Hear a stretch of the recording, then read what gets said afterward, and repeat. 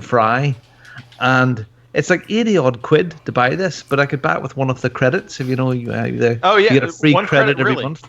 Yeah, the credit covered it. Yeah, that's awesome. And I've listened to this. I've listened to a couple of the books now, and I had sort of read bits of Sherlock Holmes years ago, but it's brilliant. It's class. So I've listened to a couple of the books, and Stephen Fry's narration is fantastic. But this week, Greg, I am looking forward to starting Expeditionary Force Paradise. Book 3 has just been released. Yeah. So here's my one dilemma with that book. Only because the first two, Expedition Force, I forgot what the first one was called, but then there's Spec Ops. Spec Ops, the second one. But anyway, so it's a great book, especially the narration. I think Columbus Day. There you go. Yes. I think the guy that is doing the audio work on that book is just fantastic. R.C. Bray. Yeah, I really like the way he brings the characters to life and gives them kind of their own personalities. And in particular, Skippy, I think he does fantastically. And for those of you wondering what we're talking about, this is an audiobook series. It is called Expeditionary Force. And then there's 3 books now, Columbus Day, Spec Ops, and then book 3 is Paradise. My concern is Paradise seems like it might be a departure, and I could be wrong, from the main character. Don't know. At least that because there's at the end of each book, if you listen through the credits, there's a preview of the next book, the first chapter. And so I was listening briefly to it, and it seemed like it was not the main character, which is completely that's the first time out of the first 2 books. Well, I will let you know. Yes, please do. Oh, okay, Sarah. So, Sarah. Here's everybody. Awesome. Ooh.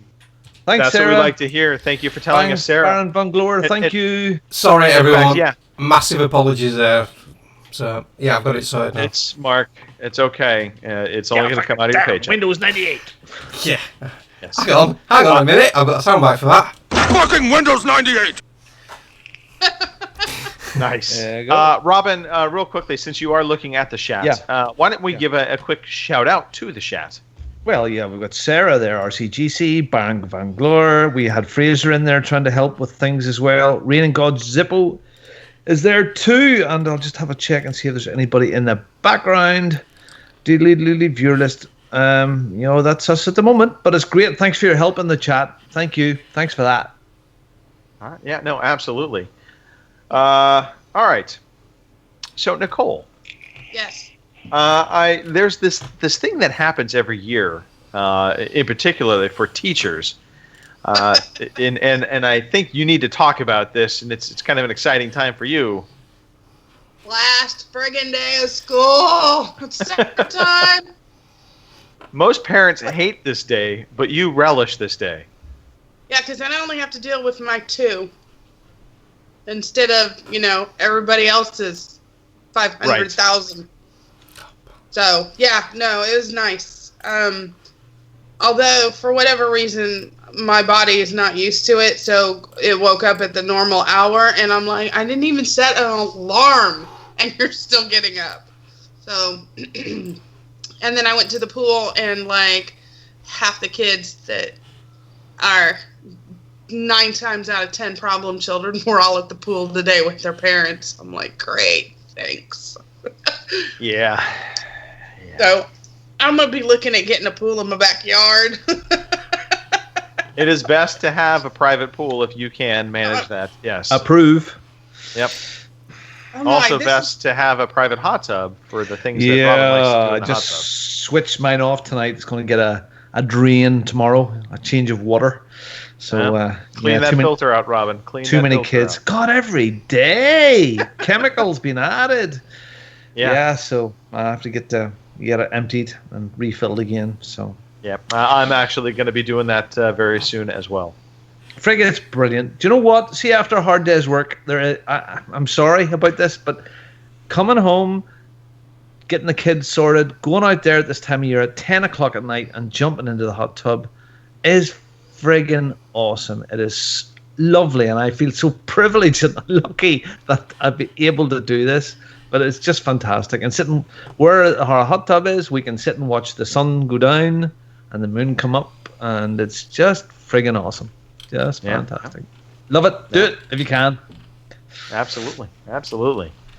All right. Well, Mark. Yes. I think we're at a point where we can talk to you now. Yeah. Sorry, I have to calm down. I have to read Mark's notes for the things he's been up to. Back to the trusty old Mac. Yes. Yeah. 2 words. Let's and the talk last about one's this, off. Mark. Well, yeah, I don't know.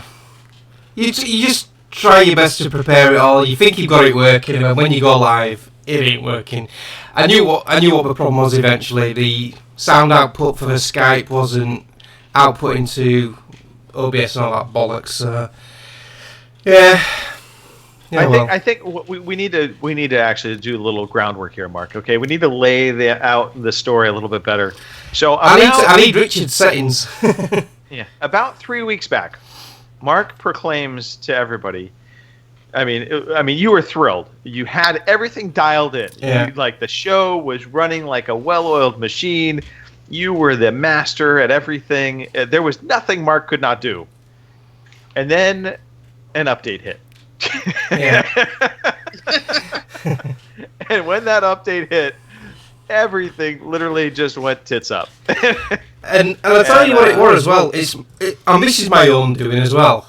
I used to use Game Show program rather than OBS, and that was brilliant for me. I had it working perfectly, all the scene switches and everything. And then I wanted us to go to Beam, which is now Mixer, and YouTube. But you can't do that on Game Show, so I had to go back to OBS, and then that's when it all started going wrong. So yeah, I'm my own worst enemy, really. You do like to tinker, Mark. You are definitely one for the. There's new and shiny. Let me check it out. Yeah. I can't say I'm any different. I'm definitely right there with you. But you do take it a wee bit further, and I think it's the mechanic in you. You do like to tinker. Yeah. A lot of people say if it ain't broke, don't fix it. But no, I can't keep my hands off stuff. I'm fully. That is my mantra. Yeah. So yeah. Yeah. Anyway, all right. Well, Mark, it is great to have you back. On top of it all, I know you've had some trying couple of weeks. Jenny was going through a bit of some health. Yeah, she's been poorly again, but yeah, she's okay now, thankfully. So yeah, that's good to hear. There's always something to test you, isn't there? Oh God, yes. Literally, God, yes. All right, Nicole, fantastic cup, by the way. Gears of War, I saw that. Thank you. All right, let's slide down. I say this slide down. I'm saying slide down, and of course, I don't see any of my show notes. Yeah, well, we're going to start playing some games, aren't we? I think we are. We're going to start talking about the games that we have been playing. I'm going to reload my page. And so, Nicole, you and I have been up to some of the, in fact, actually the exact same stuff this week. The exact same games. Yeah, that's pretty crazy. I've had. There was one night I was in from work very late, and I sat down. I thought I gotta play some games this week, and I sat down with Mass Effect Andromeda, and I fell asleep within about 5 minutes. And I got a whack round the head about 1:30 in the morning, and get to bed. But no, I did go back to it again. I think it was Thursday evening, and I had another really good time with Mass Effect. I'm loving it. I'm just in it, and I'm not hurrying my way through it. My time is limited, and this is where I'm spending my time. And the other thing was Clash of Clans. We'll talk about that in a second too. So, how far have you got in Mass Effect now, Nicole? I'm trying desperately, because you know how well that works, to stay on the main story. So I did the 10 hours and got to the point of, the trial. So I did the 10-hour trial and got to the point where I needed to go and push the button for that machine for the radiation. I can't think.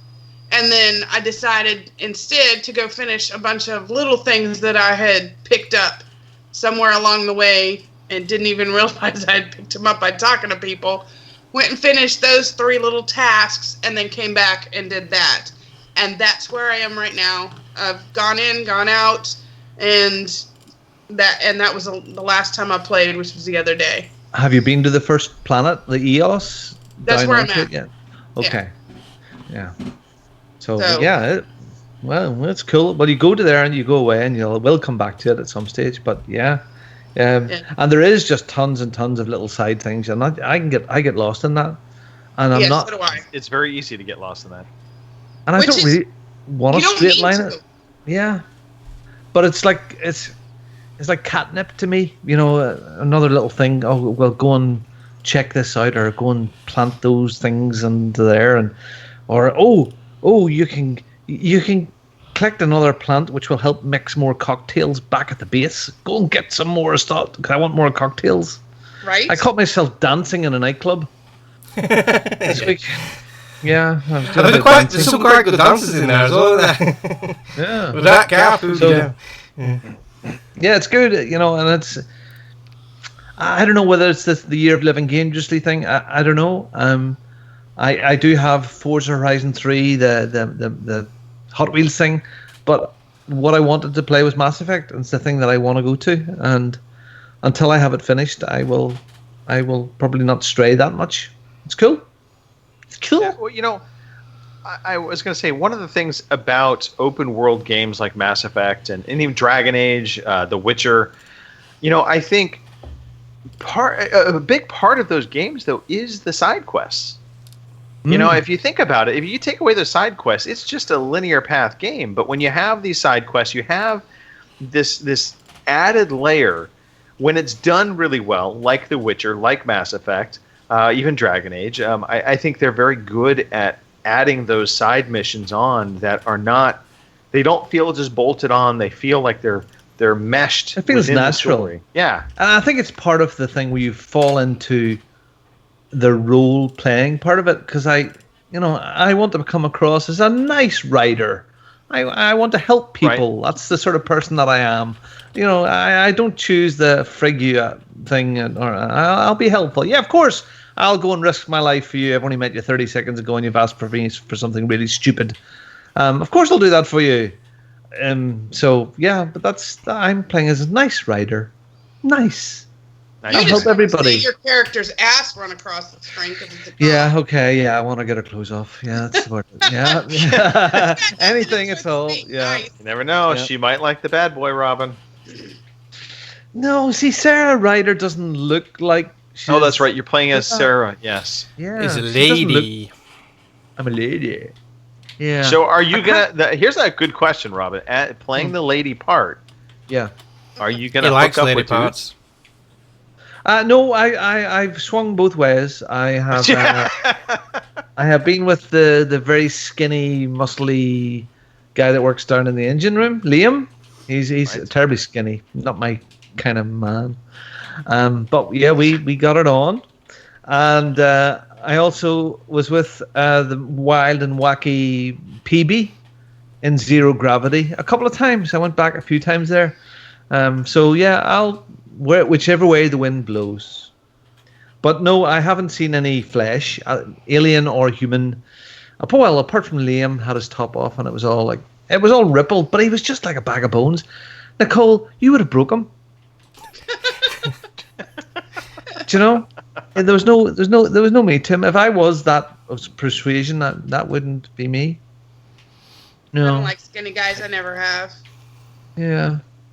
Suddenly you're right, though. I don't like people that look like I can break them. But you're starting to feel uncomfortable. Not 15 minutes ago, you were ordering condoms for our flesh-to-flesh meeting in 6 weeks from now, and I was getting very, very nervous about it.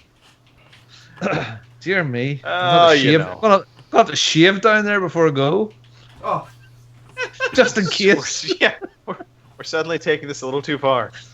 And again, your camera is slowly shrinking down. It's dear. The camera has a mind of its own. Yeah, that's cool. It's just zooming in on me. Oh God. All right, let's talk about Clash of Clans. What's going on there? All right. Is it revitalized? Are you guys back in it full force? They changed it. I have never been away. I constantly play it. For 3 years, I play Clash of Clans at least 4 or 5 times a day. And that's never stopped. I did step back from the weekly wars that the clan was having, but I have stepped back into that again last week, feeling miserable. Now, are you guys still in the clan that Nicole wrestled away from Fraser? Yeah. Yes. And lots of the guys are still there. Wrestled away? Is that a diplomatic way of saying she stole it? It was a coup. It was a straight up coup. I didn't steal the damn thing. He gave it to me. So what they've done is quite sneaky. A few weeks ago, a broken sort of boat appeared at the side of the screen where the water is, and there was a bit of a story and some video and stuff like that there. Yeah, and now the boat has become active. You get under the boat and you appear in this new area, and you have to start building another base from scratch again. Now the characters and the buildings are a little bit different, but because a lot of us that have been playing it for a long time, things are really expensive. Things take an awful long time to complete, 7 days, 10 days, that sort of thing. It's given that we itch again to start improving. The battle system has changed slightly as well. When you don't sort of search, it's kind of odd, Nicole, isn't it? You search for a war, you have your war, and then they do a counter attack on you immediately. Yeah. I don't know how that's working. I can't work out how they're doing that. Well, it's got to be there. They've got to have an algorithm that searches for someone who's online, also searching, and then you probably attack that person, and they attack you. Yeah. Because I've noticed that some of the times I'll have my whole 2 minutes, and then they're like zooming through the 2 minutes that it took to attack me, or they're already done, and then I did my 2 minutes, and I'm like, well, I thought I went first, but so. I've been playing this game now for at least 3 years. I think I've spent a tenner on it. Maybe. I bought maybe a builder hut or a couple of builder huts, and I think one time I spent a $5 on gems to buy stuff like that. So I think it's it. So I've had my value on it. It's harmless. Yeah. And it's fun, and we have a good little community. And there are little communities there. So yeah, my daughter's boyfriend just left. Are they still together? Yeah, that's what I asked her. I was like, did you guys break up? I was like, he left the clan. She goes, he got bored. I was like, oh, okay. I see my son Charlie has stepped in. He hasn't said, but he's stepped back in as well. Twice. Right. I think it was once from his Android phone, and then he went back to his iPad because he could recover his old world. So yeah, Clash of Clans is still a thing. And Fraser still sends me emails. Just private emails talking about his anger about being ousted. Oh, you're so full of shit. Possibly. What color are your eyes? Blue? They're blue, but yeah. A little tinge of brown in there. Yeah. All right, so Clash of Clans still a thing. Awesome. Awesome. So that's what I've been up to. Okay. And Nicole, anything you want to add on to that, or should we forward John? I'm like pretty much same different. I'm like that was it. It's been Mass Effect and that. Well, and I still play Boom Beach, but have you tried the multiplayer on Mass Effect yet? I've only that requires people. Yeah, only that night we played together. Only that night. Yeah. So I reckon I do remember that night. Yeah, I reckon we should get together this weekend and do some multiplayer on that, because I reckon that'll be a lot of fun. Okay, absolutely. I'm your man. I'm off work on Monday, so. Woo. Yeah, it's a bank holiday weekend for us, isn't it? Yeah, and it's a holiday weekend for us. Holiday for us too. Good. Woohoo! Right, Sunday, and even looking better, forward. Next Monday, not this Monday, but next Monday, it's a bank holiday in the south of Ireland, where my head office is. So I support them in any way that I can. As you should. Is it National Mexican Day or something? That was last. My machine's working. Oh. Cinco de Mayo. Robin was out in force on Cinco de Mayo already. Yeah. Yeah. Yeah. Namaste. Robin shows up at the taqueria Namaste. and he's like, "Where's the corned beef hash?" All right, Mark. Yes. Let's talk a little bit. You have been playing more Forza Horizon 3. Yeah, I have been playing Forza Horizon 3, unlike Robin, and I've been playing the new Hot Wheels DLC, which is really, really good. It's a lot of fun. I've played quite a lot of the Blizzard Mountain thing as well, because we thought we might as well get the season pass if we're going halves on it. So, well, no, actually, we didn't go halves. You did it as a birthday present for me, didn't you? Yep. And Robin, I don't want to see that. No. Not until July, Robin. Not That's until American July. for wanker. Yeah, so because I've been getting back into it, I've been doing the Forza-thons. I've not really done them before, but it sees challenges what they set you every weekend, and you get like a rare achievement, but it's no gamer score, but you get like a load of XP, or you get some wheel spins or a car. So I've got quite a bit out of it, credits and car and couple of cars and XP. So I've done the last couple of Forza-thons, and they're quite fun. Some of them are quite frustrating. I had to do on the main game, you know where the airfield is, there's that ramp jump. One of the achievements is to do it in a three-wheeler, but you have to do it in a Land Rover, and you had to get 3 stars. Now, get the Land Rover to 135 mile an hour, enough speed to do the 3 stars was a nightmare, because it bounces like a bouncy thing. But yeah, after a lot of... It bounces like a bouncy thing. So after a lot of rewinds and tries, I eventually got it done. But yeah. Can I get a rewind? Yeah. Bow selector. Yeah, so yeah. Silence, monkey. Silence. I should have put some gameplay up really as well, shouldn't I? So, Eating? A banana. Is he really He's eating a banana. He He is. banana. Yes. If you're gonna call us monkeys, Yes. It is the running joke. It's part of the books, the book series that Robin and I have been listening to. There's a reference to humans as just stupid monkeys. yeah. It is hysterically funny, but it's a good reference. Anyway, continue on, monkey. So, the other game I've been playing is I've been concentrating on my YOLG list, because it suddenly occurred to me it is June in a few days, which is a 6 month of a year. Right. 6 month of a year, and I've completed 6 games probably out of 30, which is not half, which is not good. So I thought, right, I'm going to knuckle down, and I've been playing Doom. Oh man, I forgot how good this game is. We got this on a sale recently. No, I've not finished it, because we got it in a sale recently. I think it was Christmas. Yeah. And I played the first level, but then really never went back to it. But yeah, this is really, really good.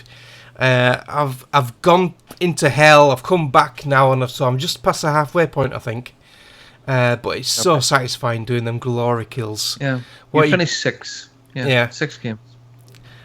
Once you shoot an enemy enough times to weaken him enough, it'll start flashing orange and blue glowy outline, and you press your right bumper or your right stick, I can't remember which, and then you do a glory kill, and some of them are really gruesome, but really good fun.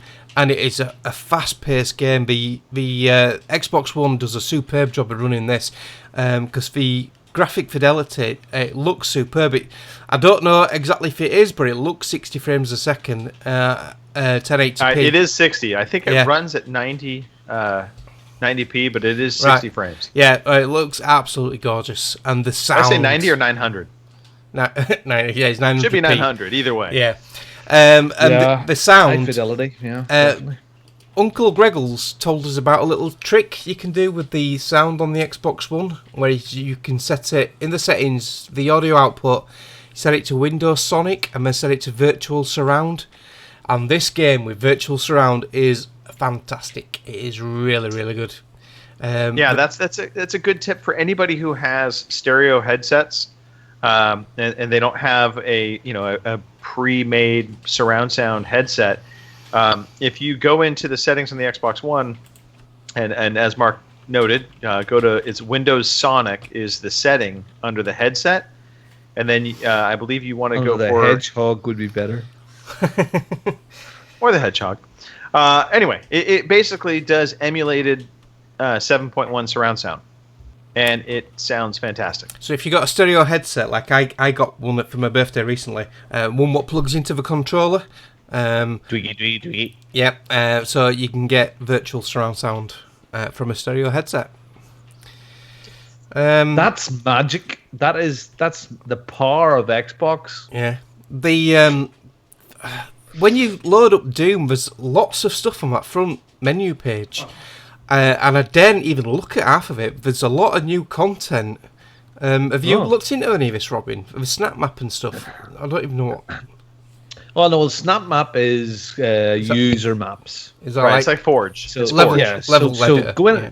So go in and play some of those to get your achievements. So you right, have to do okay. a couple of those, Yeah. and you have to make a map or make a couple of maps to get some quick achievements there if you want them. Yeah. But yeah, people have recreated some of the original Doom levels and some really, really stupid stuff. As people do. They're so clever with their time that they're wasting their time doing this. But yeah, there's a lot of crap, but there is some really, really interesting stuff. So it's worth a peep into Snap Map. Yeah. The only problem with Doom is when you're going from section to section, the load times are quite long. Yeah. But the game itself is really good. I really enjoyed it, but I just really enjoyed it. It didn't blow me away as some other people have. Like people have raved about it. I mean, I think that the big thing about Doom was that nobody expected it to be good.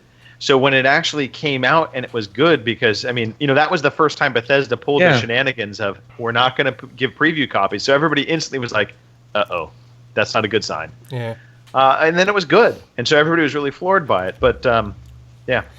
It's a nice contrast to me playing Forza Horizon and doing a few hours on this and then a few hours on Forza Horizon again. It's a good mix and match. And like I say, it's just a lot of fun. It's like the experience I had with Wolfenstein. It's a basic shooter, doesn't do anything really fancy or anything, but it's a lot of fun, which is what you want. It's excellent gameplay. So, yeah, highly recommend Doom if you can get it cheap. And I'm sure it's on you're sale going a to lot. now. Yeah. Again, that's another thing that I've started to notice. I'm very tempted to buy lots of games at the moment because I've missed quite a few, and the prices are so good right now. For Battlefield and sales. stuff. Battlefield, Titanfall, stuff that I didn't. Titanfall 2 is £15 at the moment. Yeah, but it will be a Pull game. the trigger. So, Pull the trigger. Oh, it's so good. Trigger. I need to get back about into that as well. I've thought about it, but I've got so many other things to play. Why would I do it? Because it will be £15 again. Join the dark side. Oh, talking of the dark side, I fired my PS4 up for the first time in weeks and weeks today. Well, maybe months.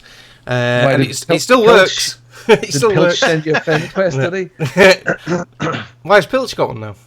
Yeah, he sent me a friend request on PlayStation today, so Alright. he must have. I don't must know. have picked one up. I didn't notice it. He didn't send me one. Boo. Yeah, I got one from... Well, I sent Nat one. I got one... I'm friends with Richard Natras, little shorty. So, vegan shorty, as I like to call. Yeah. If you're in the Discord channel, you'd understand that. But yeah. So yeah, fired my PlayStation. It still works. It had to go through the restoring the storage because I must have left it in standby mode and it must have had its power cut at some stage. So it's been off for a long time. But I need to get back into that because I need to finish Mad Max as well. Bloody Yolg. Oh yeah. Mad Max. Yeah. Oh, that sounds we'll silly. get to. I'm waiting. No. It's not even on sale. It's part of the Xbox thingy. Oh yeah, the Game Pass. Yeah, I'm waiting for. Oh man, is Dead Rising 4 part of that? No. All right, because that's what I'm looking for next on sale, Greg. Dead Rising 4. Yes, I haven't finished Dead Rising 3 yet, but with Fraser talking about it recently, I want to play that now as well. All right. Yeah, that's me. Just on 2 games. Money is being spent as we talk. Yeah. Ka-ching! Not really. Yeah. And I might be buying PlayerUnknown's Battlegrounds this weekend. I might be. I don't know yet. I might be. Because Fraser's got it. Fraser's got it now, and Robin's got it. Robin's got it, although he's got it. Mark. But the way you've been talking, I know you're going to buy this. Fraser bought it again because he got it before and got a refund. Now he's got it again, so I'm tempted to get it. Robin's got it, but he's saying it's his son who got it, and he's got a letter from his mummy saying, Robin has not bought this, it was his son. So Robin's got that was my wife. Yeah, I know it was, but it's like a note from his mummy in it. Dear, no, look, Judith and Charlie were out. Charlie was off for a couple of days this week with his school, and he went into the game shop with his mum and bought by himself a couple of Steam vouchers, and he's been playing away at it. I watched him for a while. Again, it's sitting down at a PC, and I don't want that. Well, in no way, shape, or form did Robin possibly at all, in any little way, slip a note to his son saying, "Buy Battlegrounds." Well, I did mention it to him. I'm surprised he did a couple of weeks ago. He didn't really know about it, but he's into it in a big way now. So he's hooking up with some of his friends that have it, and and it looks beautiful on his rig. Yeah. So I think Fraser's rig must have been like a. Yeah, I think he's got quite an old AMD graphics card. I've got a half decent 386DX or something like that. Yeah, I've got an half decent graphics card, so I should better run it okay. So it runs Forza Apex. I've downloaded that 'cause that's free. That's another game I've played a tiny bit of. I've done the intro race, and it runs beautiful on my PC. I'm quite surprised, really. But yeah, so that's about it for me. All right, awesome. Let's see. For me, I'm going to get this out of the way real quickly. I've been playing Madden 17 again. For some reason, I got the itch to start playing some football. And then yesterday, Gary DiFelici and I decided to play some Madden 17. And I'm very sad to say I lost 17-12. The game was within my grasp. And I turned the ball over. It was done. But that's okay. We're going to play FIFA next. I am confident I can take Gary in FIFA. Well, you know what to say, Greg. Penis have a great impact on the World of OC podcast. I didn't know that was a saying, but okay. Yes. Would someone please banhammer that man, because I don't seem to have the access to it, please. Thank you. More importantly, I got back into playing Dragon Age Inquisition, another BioWare RPG. I never finished the first one. I think I got a little. I mean, this is the danger of the big open world RPGs. They have so many side quests that you can just get bogged down in the side quests, and you lose sight of the main quests. And at times that can actually derail a game, especially for me. If I don't feel like I'm making progress in the main story, I can get, shiny bells and whistles over here can attract me suddenly, and I'll just be like, you know what, forget it. I'll walk away. But I've been getting back into Dragon Age. It has been nice to get back into it. I've been enjoying the story. Game, it doesn't age particularly well. It feels like a first generation Xbox One game. I mean, it was. So that makes sense. But it doesn't compare to like Andromeda. In terms of its graphic fidelity, but I will say I think I like the voice acting a lot better. The voice acting in that game seems really, really, really good. So anyway, Dragon Age Inquisition. If you never played it, it's dirt cheap now. You can find it someplace. It's dirt part cheap of EA Access. I'm going to say EA Access. If you subscribe to that, it's free of charge. There's so many ways to get free games or almost free games on the Microsoft platform. Almost free games. Almost free games. Yes, we pay for our free games. Anyway, so that's it for me. Last little tidbit I'll throw in, and I forgot to talk about this earlier, but so I had noticed on my Elite controller that my right thumbstick was having a little bit of drift, and I was noticing it particularly when I was playing Dragon Age. I would just be sitting there standing still, and suddenly I'd notice my camera swinging upwards. So I reached out to Microsoft support, because I had seen a NeoGAF post. They were talking about Microsoft was doing trade-ins on the Elite controller, basically fixing it, even past warranty date. So I reached out to them, and the customer support person was like, you're past your warranty on the Elite controller. They said, but can I get the warranty or the serial number for your Xbox One S? And what they ended up doing is they basically kind of hitched my Elite controller onto the warranty of my Xbox One S. And so I sent in my Elite controller, and they're going to send me back a new one to replace it. So That's cool. Yeah. And at no cost. I'm outside of the shipping, which was like $6. So I was like, you know what? I'll take that. Greedy devs. $6. Yeah, that's brilliant. That was actually that's the post good office. Service. Yeah. I have to admit, anytime I've had dealings, when I first got my first Xbox One and the Kinect broke, and then I had a disk drive fail.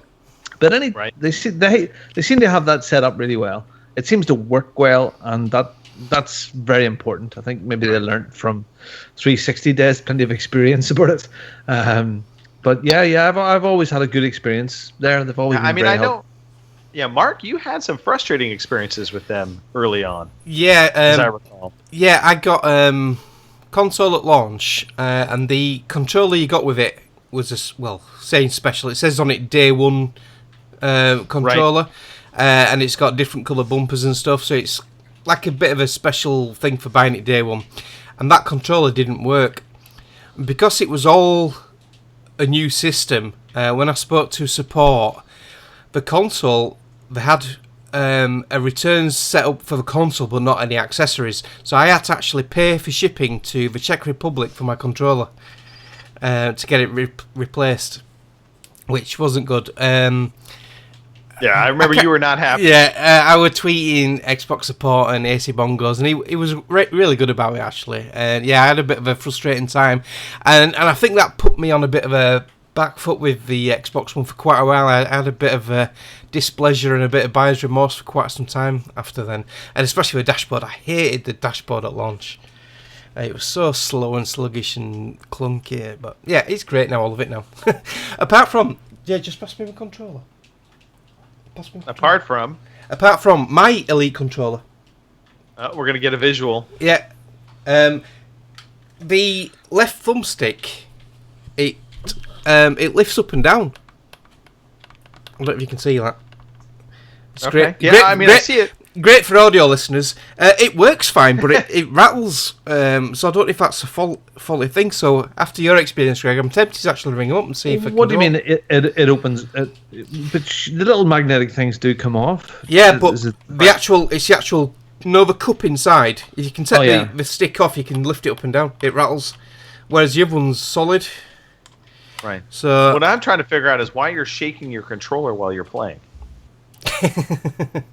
Frustration, lots and lots of frustration. Yes. It's when you sort of like trying to do all these things in Forza Horizon, and your thumb's getting that sticky with your sweat, and you're lifting your thumb up, and it's lifting the thing up. So yeah, I don't know.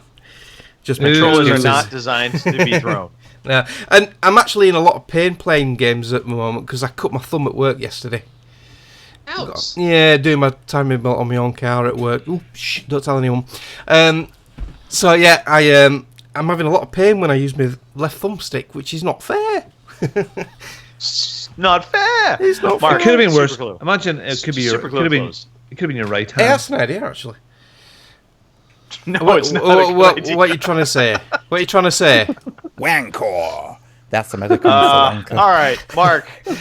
We've got news to talk about. Let's talk about. There's a lot of news that happened this past week, so let's get into that, and then we'll dive into predictions after the news. Oh shit! Hang on. This show is getting better and better. Yes. Here is the fucking news. I blame it on Here old age. is indeed the fucking news. Really, Robin? It went right to your crotch again. All right, here we go. Far Cry 5 was announced. We got a teaser snippet of trailers at the beginning of the week. Have I left the golden path? Have I left it? Yeah, I'm sorry, now what? they're in it with Hannah Montana now. Far Cry 4 Yes. was the Gordon Bath. Oh, I did not know that. I never played Far Cry 4. Oh, you Did missed not- a good game. Yeah. Well, My Far Cry son 5. tried to play that one on my PS4, Far Cry 4. I've never even touched it. Owned it forever.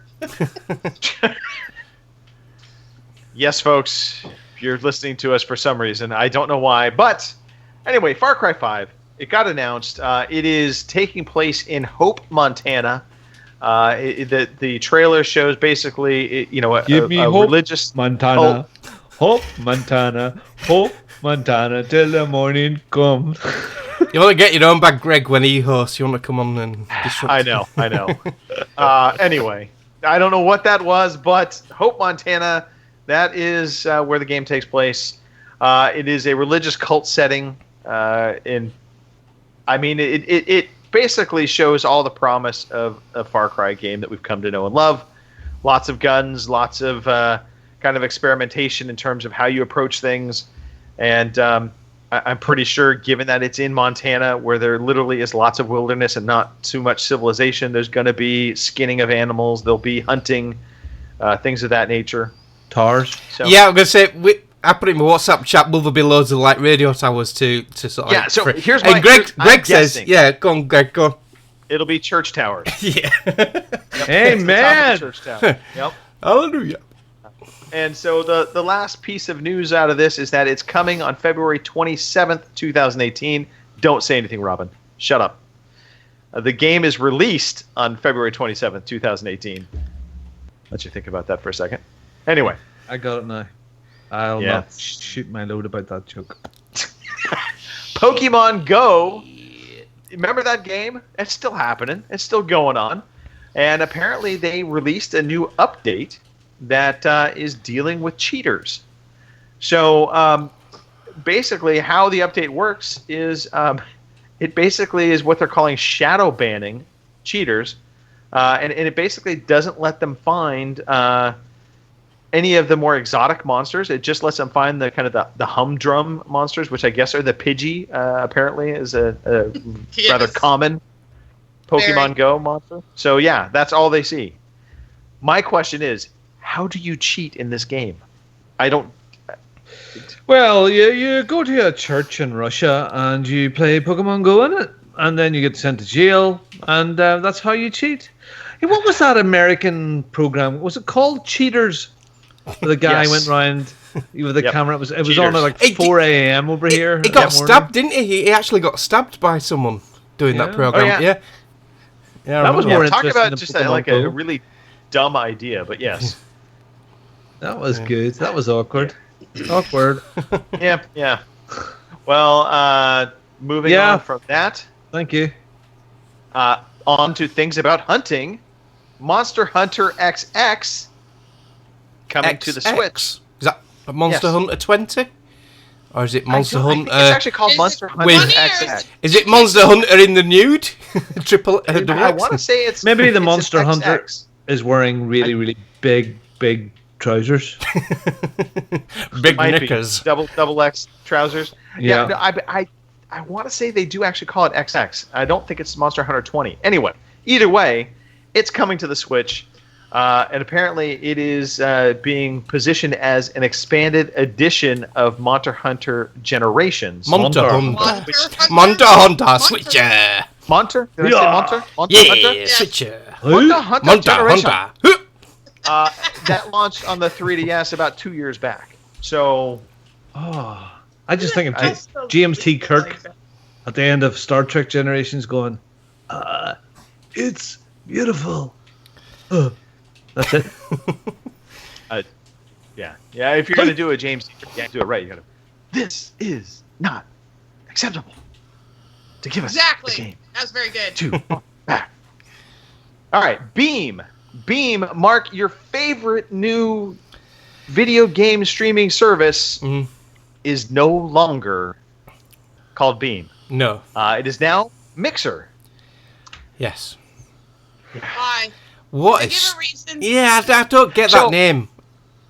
So there was I some get they PR have to there rename was- it, yeah, but...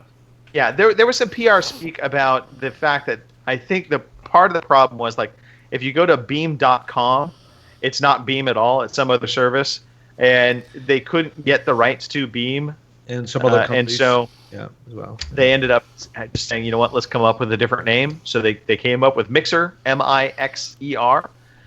But along with the name change, they announced that the Beam service will be basically introducing 4K streaming for the Xbox One S and Xbox One, as well as the Scorpio coming up. Fantastic! I'll be able to get that. They are going to be also broadcasting the Microsoft E3 event in 4K on Beam. Sorry, Mixer. That's going to happen a lot, by the way. And so that was part of the big thing. And then the other big thing that they announced, which was it's going to offer cooperative streaming. Yeah, this is the bit I like. Yeah. This was pretty cool stuff. So imagine the four of us are playing Halo. One of us can invite everybody into kind of the Beam stream. And what happens is it will actually mix your video feed. Yeah, it mixes the stream. So we have 4 different videos of all of our perspectives in the one stream. Sounds kind of dirty when you start talking about it that way, but don't mix the streams. Cross the streams, Robin. Don't cross the streams. No, but it's Mixer. God's sake. So this is what got me. There's another service, a popular service where you can stream music and download music called MixLR, which sounds very similar. And if I owned MixLR, I wouldn't be too happy about this because it sounds very much the same. And also, I think Microsoft's mixed missed a trick here because the logo, they've kept it away from the Xbox brand. I thought they wanted to integrate all their services. I thought they might have used the X as the Xbox symbol, you know, the Microsoft Xbox thing, right? And use the X as the part of the logo or something, and I kept the Microsoft colours of green, but no, they've gone completely different. Mark, it's blue, but they do something with the X. Yeah. Multicolored. Yeah. But they also missed the point of people calling the Xbox One an X-Bone. So maybe they're not completely clued in. Yeah, sometimes. Yes. Yeah. Did you see the launch thing? I watched it, but I didn't see it live, but I watched it back. The guy who used to do the Beam announcements, who originally owned Beam or worked for Beam, he was sat there with this woman, and she was saying, "Oh, we've got this new name, haven't we?" And he sat there, yes, we have this new name, Mixer. I don't think he was very happy at all. He didn't look happy anyway. Unless that's his personality. And I just realised Beam is a massive company. I mean, my vacuum system throughout my house, often the cold, bless. My vacuum system in my house is a Beam vacuum system. So that, and it was going to be a problem. It was going to be a problem. Company. You don't want to be, your streaming service to be a sucker. So, and that's what my Beam vacuum is, So. Yeah. But anyway, so yeah. Hang on. I've got sound effects for that joke, Robin. And Martin has arrived in the chat. Hiya, Martin. How are you, sir? Good evening. Moving on. All right. Well, some quick news items. Unfortunately, or expectedly, Red Dead Redemption 2 has been delayed until spring 2018. No. Disappointed. I'm not. I already said that I wasn't, though. Yeah. I mean, I think it was expected. I'm disappointed because I was looking forward to it. Well, it does open up my budget, so there's 40 quid that I can. It does help a little, doesn't it? Exactly. Yeah. Robin, in fact, you can buy Titanfall 2, and you'll get free DLC, including the new DLC they just released, which is adding a new mech. A new Titan. And I can embark, can't I? Yeah, you can. Dropping now. I can embark. Stand by for Titanfall. I can embark. It is adding the Monarch. I'm just going to ignore you. It's going to add the Monarch mech to the Titanfall roster. Basically, it's a rework of the Vanguard Titan. Basically, it's BT. And they have tweaked it for player versus player. And also, there's going to be a free map coming with it called Relic. Hats off to Respawn, they have supported Titanfall 2 with a lot of content free. All the DLC maps are all free. So, yeah. Again, that camera, Robin, that camera, it just dipping down, it's trying to look down your shirt now. I don't know what's going on. All right, we already talked about Xbox Game Pass. That's launching on June 1st. That'll be $9.99 a month. It comes with 100 titles at launch. But fair play. Half of them look like they're about, half are Xbox 360 titles. The other half are Xbox One titles. I heard 70 of them are Xbox 360 and 30 of them are Xbox One. Oh, and maybe that is it. I anecdotally looked at the list. I might be wrong, but yeah. It certainly looked like it was not overwhelming Xbox One titles. I guess that's what more I was going with this. So, from a user perspective, I think you really need to look at the list and see if it's something that, if you're going to get good value out of it, then hey, $9.99 a month is pretty good. Yeah. But if there's just a couple titles and you don't know when you're going to get to it, then I would say hold off.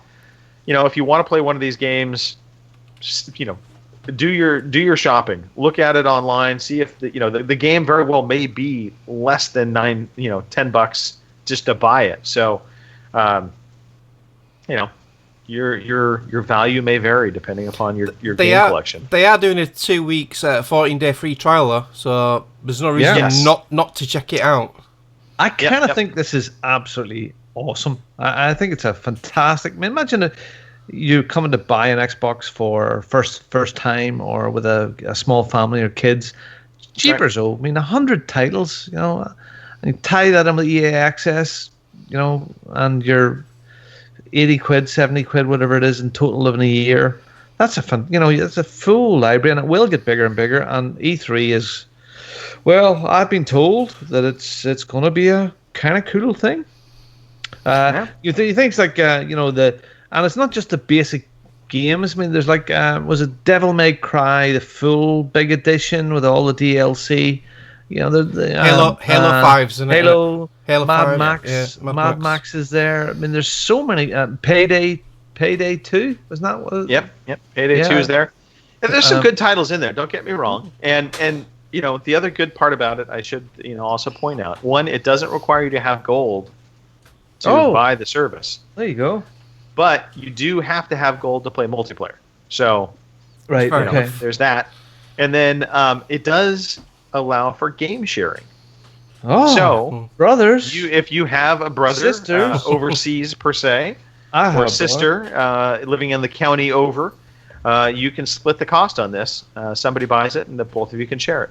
So, and if you live in certain parts of Utah and you have multiple wives, you can share it with your wives. Yeah. Speaking of wives, favorite wife.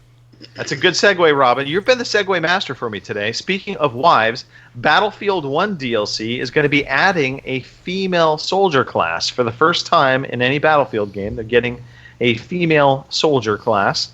It's going to be inspired by the Russian Scout.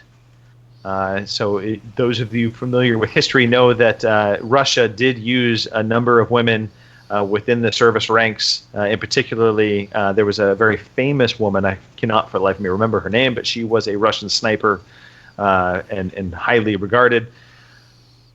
We don't know any other details other than the fact that it's going to be based off the Russian Scout. So that's coming at E3.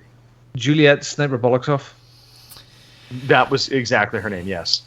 And last but not least, speaking of Sniper Boloxov, Lawbreakers coming to the PS4. Cliff Bleszinski announced that he's going to be bringing Lawbreakers to the PS4 and PC later this year for the low price of $30, which is nice. I think that's that is a good price tag for this game, especially because it's going to be competing with the likes of Overwatch. They're kind of similar.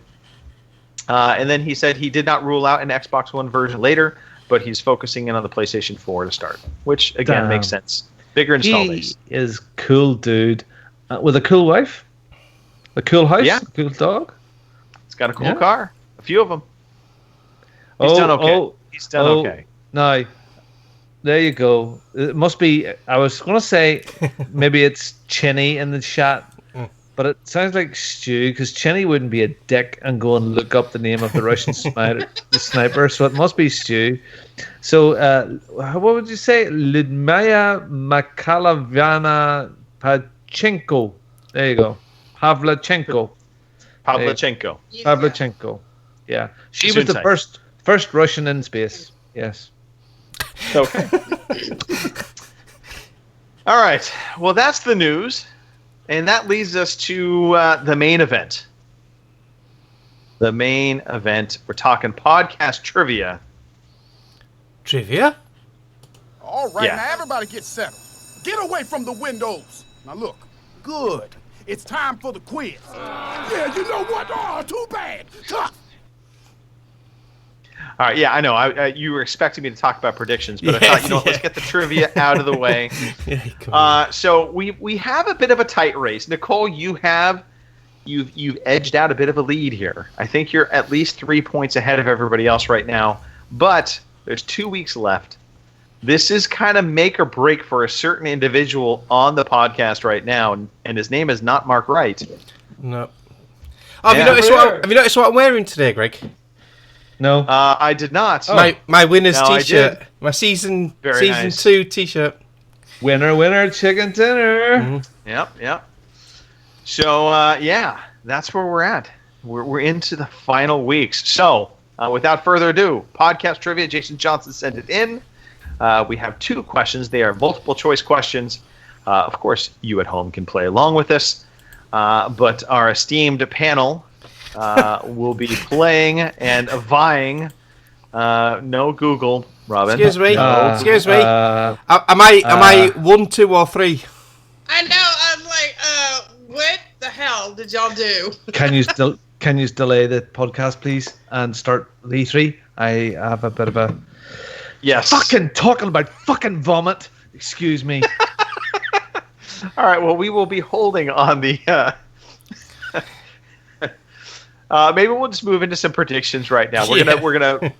Yeah. Apparently, I think one of the children just got sick in Robin's house.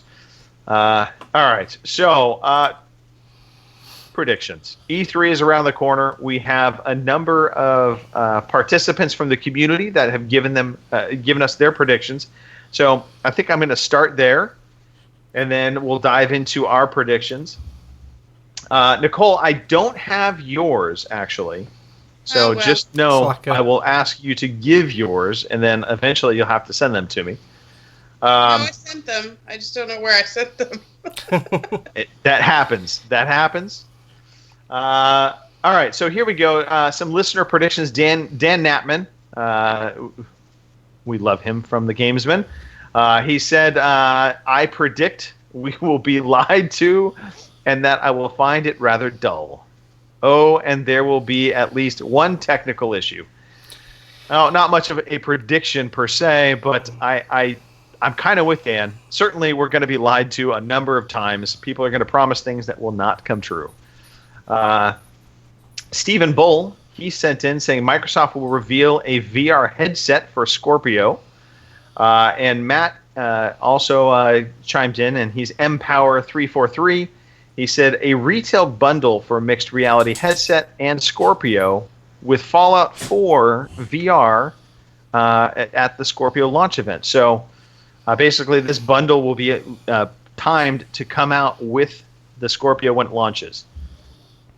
That's an interesting spin. I'd be surprised if they came out of the chute with a bundle, because typically they don't. But if they wanted to gain some momentum right away, that would be a good way of doing it. And Fallout 4 VR, everybody, I think, is anticipating that. So, I mean, it makes a lot of sense. John Nyston, Kinney99, or 999. I think I said that right. Anyway, Kinney, he chimed in. So he had quite a few. He actually sent in an email to the show. By the way, you can send in your own email, podcast@ocpod.com. He said, evening all, some E3 predictions here. So 1, Player Unknown Battlegrounds to be So This is a little tricky with the linguistics here. So, PlayerUnknown's Battlegrounds to be and it's available right now on Xbox One Early Access, but not PS4, as they don't have a similar thing yet. So he's predicting it'll come to Early Access Xbox One. It's funny that we discussed that, didn't we, Greg? Saying that I've got a feeling they might announce that it'll be on Game Preview. That's what we call the Early Access on Xbox One, that'd be interesting. And they turn around and say, it's available now! And then the whole internet crashes because everyone goes out and downloads it. Yeah, the available right now would be the real surprise. I don't think anybody is overly shocked because they've talked about bringing it to the Xbox One already. But having it available right now in early access would be pretty shocking. He says PS4 early access to be announced, so they'll get their own early access program. That could be interesting. Destiny 2 to be shown at least once every 3 minutes for the entire 5-day event. I said Major Nelson to provide more proof that he is an unlikable arsewipe. Kinney not a fan of Major Nelson, apparently. How's that old get still got his job? He's not relevant anymore, is he? Still, no offense to the guy. I like the guy, but for the face of the young game players, he's a bit on the old side. That's coming from us old twats, but I was going to say that I can't really fault him for being old, but quick, he's back! Hide, run away! Yes. Let's see. Sony. He says Sony to forget PSVR is a thing, other than a 30-second sizzle reel, but they're still fully committed. So pretty much, they're not going to do much with it on stage other than a 30-second sizzle reel. He said there may be a small price drop in the hardware for PSVR. And then his next prediction, every Ubisoft game shown to have god-awful fake gamer chatter. Ubisoft is known for their on-stage antics. Everybody talking like a well-oiled machine. And that's just not real. Let's face on the plus side, you can look at Aisha Tyler because she's gorgeous. If she's on there again, she's pretty well. I think she will be. I hope so. I don't know what it is. There's just something about. She's just. Go on, carry on. All right. Let's see. He has quite a few. So we're at number 7. He has 13, by the way. So Microsoft to announce Crackdown 3 again, minus the cloud processing. So also probably more changes from the original plan. Fans to rejoice. So Crackdown 3 will not have cloud processing, according to him. Project Scorpio to have whoa. Just back up a minute. What did you just say then? Crackdown 3 will have cloud backup. I'm backing up. Didn't they just announce 2 years ago when they first announced that game that it was all possible with the destruction of a city with the power of a cloud? Didn't they say that? Yes. And now we're backtracking on that. Well, this is Kinney's prediction. Oh, sorry. Yes. Right, we're in prediction. Yep. Yeah, Mark. Sorry, sorry, listeners. Sorry. I thought you like Mark are taking this as fact. Do not take any of this as fact. These are predictions. The only sorry, I'm back. The only predictions that are correct tonight that are fact are mine. So factually incorrect fact. So he's saying Crackdown 3 is going to come back on stage, but this time they're not going to talk about the cloud processing at all, that it's going to be absent from the game, and that there will be some additional changes from the original plan, and everybody will be excited for that. He said Project Scorpio will have a really silly name, and it's going to launch at $399 and £399. So $399 US, £399 pounds. I would love for it to launch at that price. I will cross my fingers for that. And he said also guaranteed to be unanimously acclaimed and simultaneously slated by respective sides of the moronic fanboy rabble. Yes, I would agree with him on that front for sure. Phil Spencer to once again come across as a thoroughly decent chap. Giant Bomb will make me laugh throughout all of the press conferences once again. Yeah, they do a fantastic job of E3 coverage. If you have never listened to Giant Bomb during E3, I highly recommend it. They are very entertaining. let's see, 3 more predictions from him. Bloodborne 2 will be teased. He said the Phantom Dust remake to release on Xbox One and PC before E3. It's already out. Maybe even later today. He got this one right because he emailed this in about a week, 2 weeks back, somewhere in there. No, so it was right before. He emailed it the day it came out. Come on. Yeah. Don't give him too much credit. All right, not too much credit. Cheating bastard. Whose predictions are these? This is Kinney99. Kinney99. Oh, $9.99. right, okay. It's All right. mainly a PS4 player. Yes. And last but not My dog's least, just my sneezed. favorite announcement from him, and I say announcement, prediction, XCOM 3 will be announced. And then in parentheses, he said, yeah, right. So, Hey, could some happen. fantastic predictions. We have them on file. We will track them. If you're listening to this right now and you think, you know what, I have some predictions of my own, it's not too late. You can send them in. We'll track anybody. If you get them in now, we'll track them. And when E3 hits, we'll be doing a wrap-up show later on, and we'll go through everybody's predictions, see how close we were or how off we were. All right. Well, I think maybe we just keep going with predictions, and we'll get into the news quiz after predictions since we're in the heat of it now. Sorry about that. Just one of my kids. I picked up my phone to pretend that I was going to look for the answers in the quiz, and I seen a text message from my son from 11 minutes ago to say, Taylor has been sick everywhere, all over the bathroom, all over his bed. Mom needs your help. So 11 minutes after that, Judith has managed to clean it all up, and the house is stinking, and the bedclothes I have now put in the bin, and the poor little chap is in bed, sound asleep again. So, yeah, I missed that one. Okay. Well, now you know, Robin. And they're mopping the floor with bleach, and I went, well, look, I must get back.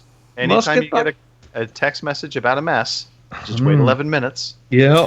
Likely it'll be cleaned up. So thanks for bearing with me. No worries at all.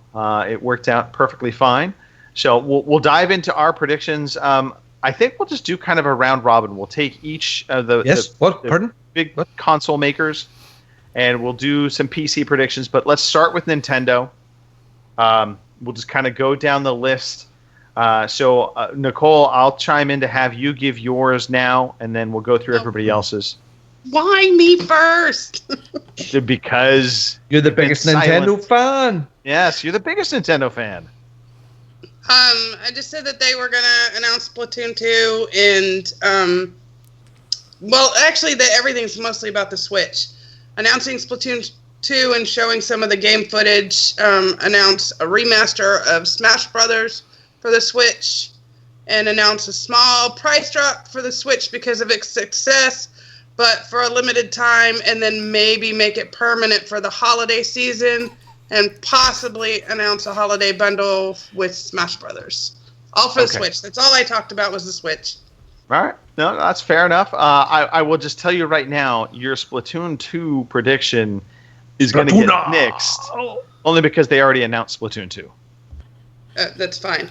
Well done, Nicole. But yes, well done. I like it. You're saying Nintendo's going to get aggressive and really push the envelope in trying to win back gamers. I like that. All right, moving on. So this is my Nintendo predictions.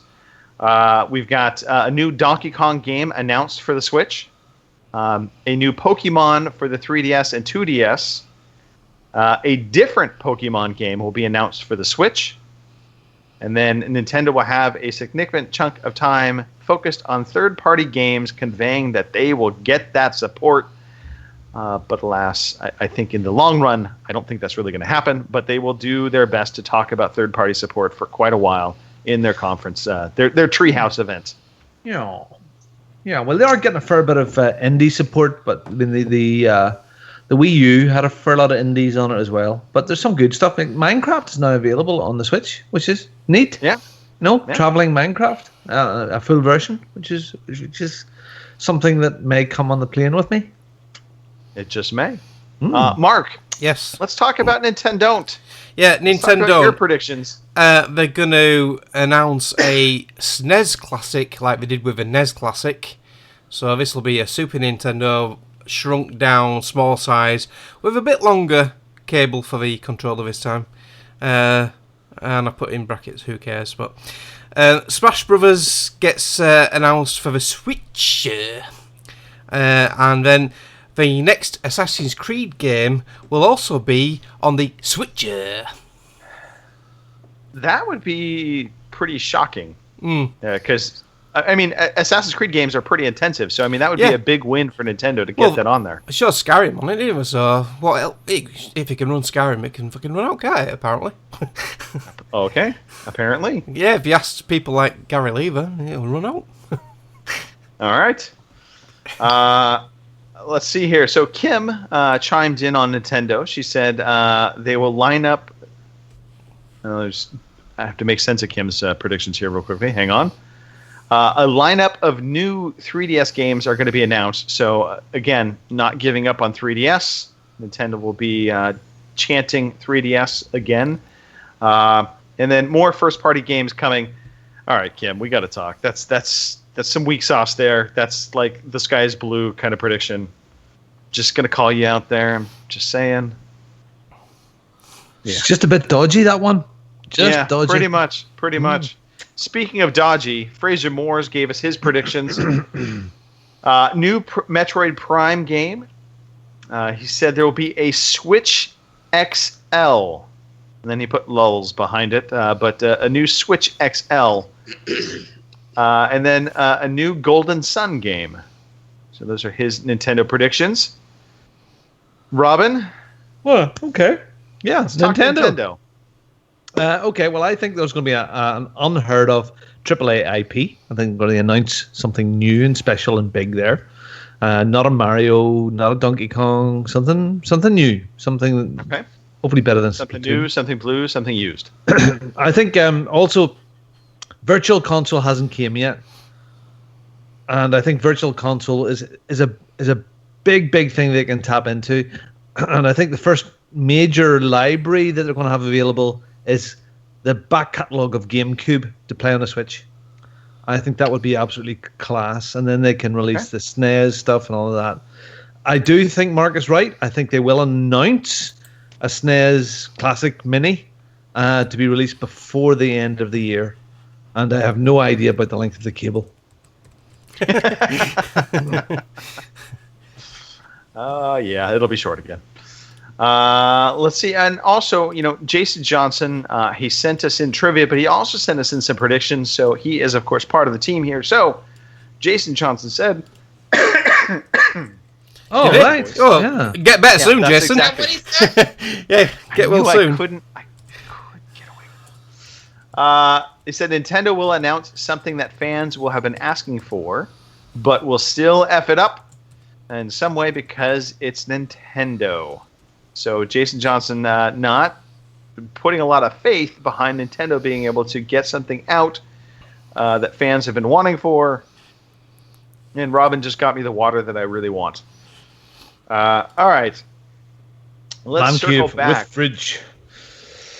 Nicole, do you have any Sony predictions? Fucking Sony. Well, I mixed Sony and PlayStation together.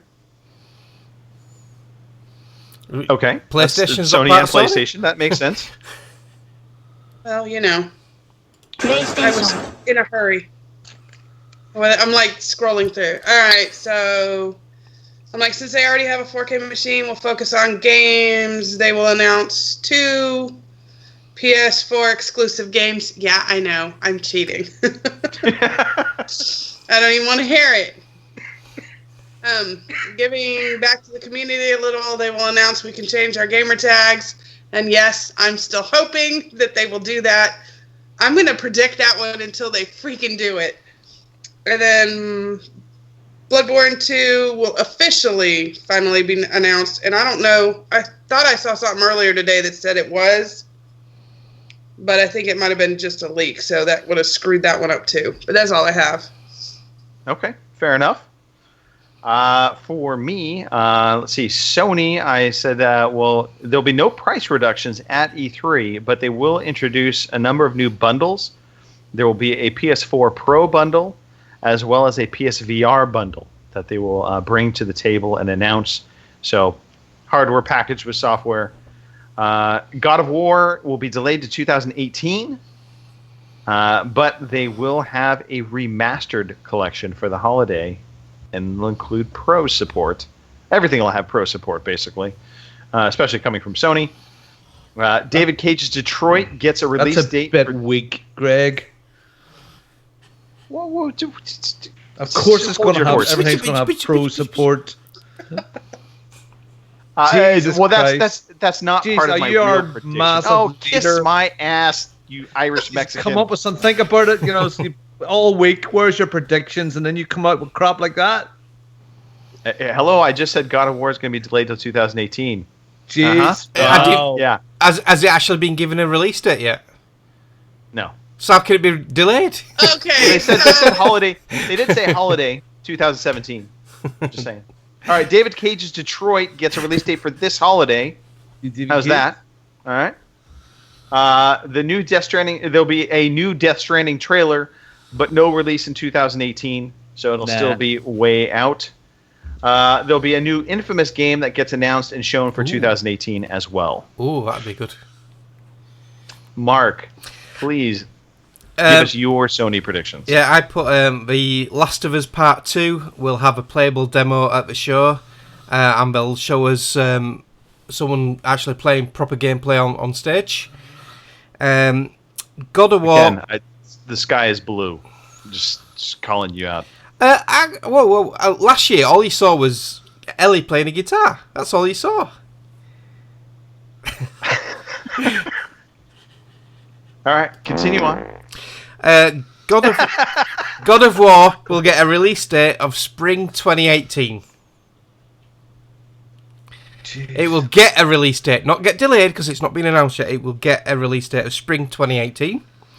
And Bloodborne 2, the sequel to one of the best PS4 games out there, will get announced with a teaser trailer. The crowd will go wild, drops a mic, exit stage left. Okay, all right. Fair enough. High five on that one, Mark. Yep. Kim came in with some strong predictions of her own. Far better than her Nintendo ones. I just want to throw that out there. Bloodborne 2 will be announced. Oh, that's three of us, yeah. She started. We almost off strong, Googled the right? same prediction page. Yeah, she started off strong. Bloodborne 2 gets announced, and then she followed it up with a lineup of possible VR games. Right. Again, Kim, I love you to death, girl. She also said God of War 4 gets a release date. So maybe I'm totally in error. I always thought it had said it was holiday 2017, but maybe that's incorrect. So God of War 4, she said, will get a release date, which, again, that blue sky. Did she give it a release date, or just said it will get one? No, just gets a release date. At least I'd give a bit of a window of a release date. Come on, Kim. We have a serious issue going on right now. All right, let's see if the Canadian did any better with his predictions. Fraser Moore said Sony PS5 gets announced. Coming in strong. Wow. PS5 announced. PSVR new version gets announced. So PSVR a new version? 0.2. New version. Wow. XL. New and improved. Mm-hmm. PSVR XL. Yep. Yeah. It'll do more than 720p. They're not going to try sweep it under the carpet like they did the other Sony peripherals and what were released. We don't talk about that. No. New Ratchet and Clank game will also get announced. That'd be good. Fraser Moore's. Solid. Now let's hear from our pedestrian Irishman. All right. Okay. So, Rocksteady. I've got problems with PlayStation because you talk about all this stuff like God of War and Detroit Become Human and Death Stranding, and we've seen all this stuff last year, and we're going to see lots of it again. I don't think we'll see that much of Death Stranding because there was quite a bit earlier on in the year. But my problem is that this is what they do. They show all this fantastic stuff and it looks wonderful, but it's years away. Yeah, that's why I like Bethesda. They show a game and it's out that year. But I think Spider-Man's out soon, isn't it? That looks awesome.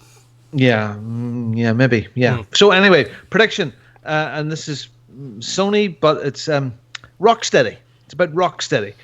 Rocksteady have been in not doing anything, no Batman stuff for quite a while. I think that Sony are going to snatch Rocksteady and stick them on the stage and show off whatever Rocksteady are working on, whatever that big new game is, as a bit of a wow. Here's Rocksteady and they're with us, and here's their new thing, and it's exclusive or first on Sony platforms. So I think that's a pretty solid prediction, Robin. I give you credit on that one. Thank you. Again, the next thing was something I said. We've seen lots of the same stuff as we've seen last year. I think God of War is 2018. I think Become Human is 2018. Death Stranding is 2118. But I do think that Gran Turismo and out of the ones that we've seen last year, Days Gone. Yeah, I think there has to be at least one of those that we've seen last year will release this year, and I think that one is Days Gone, and Gran Turismo will get a release date this year. Yeah, that Gran Turismo makes, I mean, out of all of them, the most sense. It's in beta right now, so the fact that it's in beta tells me it's got to be close to coming out. Yeah. Okay, so the next one is a bit left field. Sony retired the Vita to historic hardware a while ago. I just don't think that they're completely out of the handheld market. I just don't. And I think there might be a tease of a new Sony handheld, especially with the success of the Switch now. Maybe it'll just be an idea of their new handheld, but or a Vita 2. Yeah, well, yeah, I don't think it would be maybe Vita Pro. Yeah, XL. Yeah, I think the Vita will be the name will go, but I think there could be another handheld, and I know it's not massive market, but it's the sort of stuff that Sony does. So yeah, and finally, a bit like Fraser, I don't know if it'll be announced, but we'll definitely the last few seconds of the presser there'll be a nod to the PS5. I think you guys are effing nuts. There's no way going to be announcing PS5. Not this. But do you imagine? They're going to be pushing they're going to be pushing the Pro. The Pro's only just come out.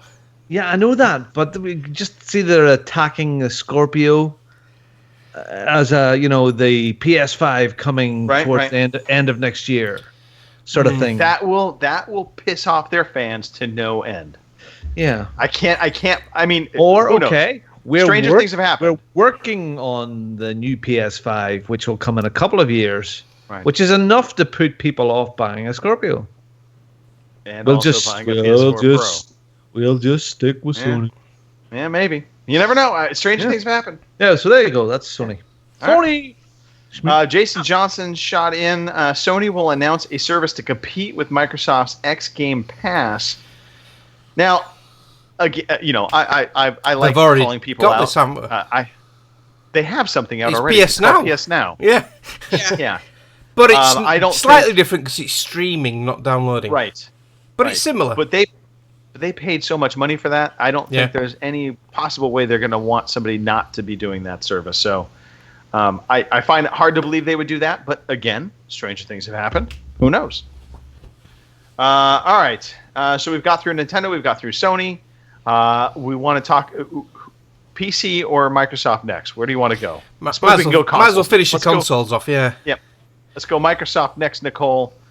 What is going on? What are you thinking? Predict some Microsoft. My first one's weak sauce. Sorry. I just said that they're going to blather about Scorpio and show how pretty it is. That's it. Show tons of Destiny 2 footage, announce a new Halo game in the works, and that's it. I don't think they'll show a lot of Destiny 2. I think Sony will, because Sony's got the... Sony! Yeah. See, that's an interesting thing, though. So this is one of those delicate things, because Sony does have the marketing deal with Destiny 2. However, Sony had the marketing deal with Call of Duty, and I believe we saw Call of Duty on stage with Microsoft as well. Yeah. So it's been known to happen. Yeah. They could reinforce that multiplayer is the place. The Scorpio is the place to play multiplayer, and if you want to get the best out of it, that's maybe where they'll try and tackle that. Maybe. Okay. Maybe. Interesting. Yeah. No, absolutely. Hey, we'll find out how good we were with these when it all finishes up in just a couple of weeks.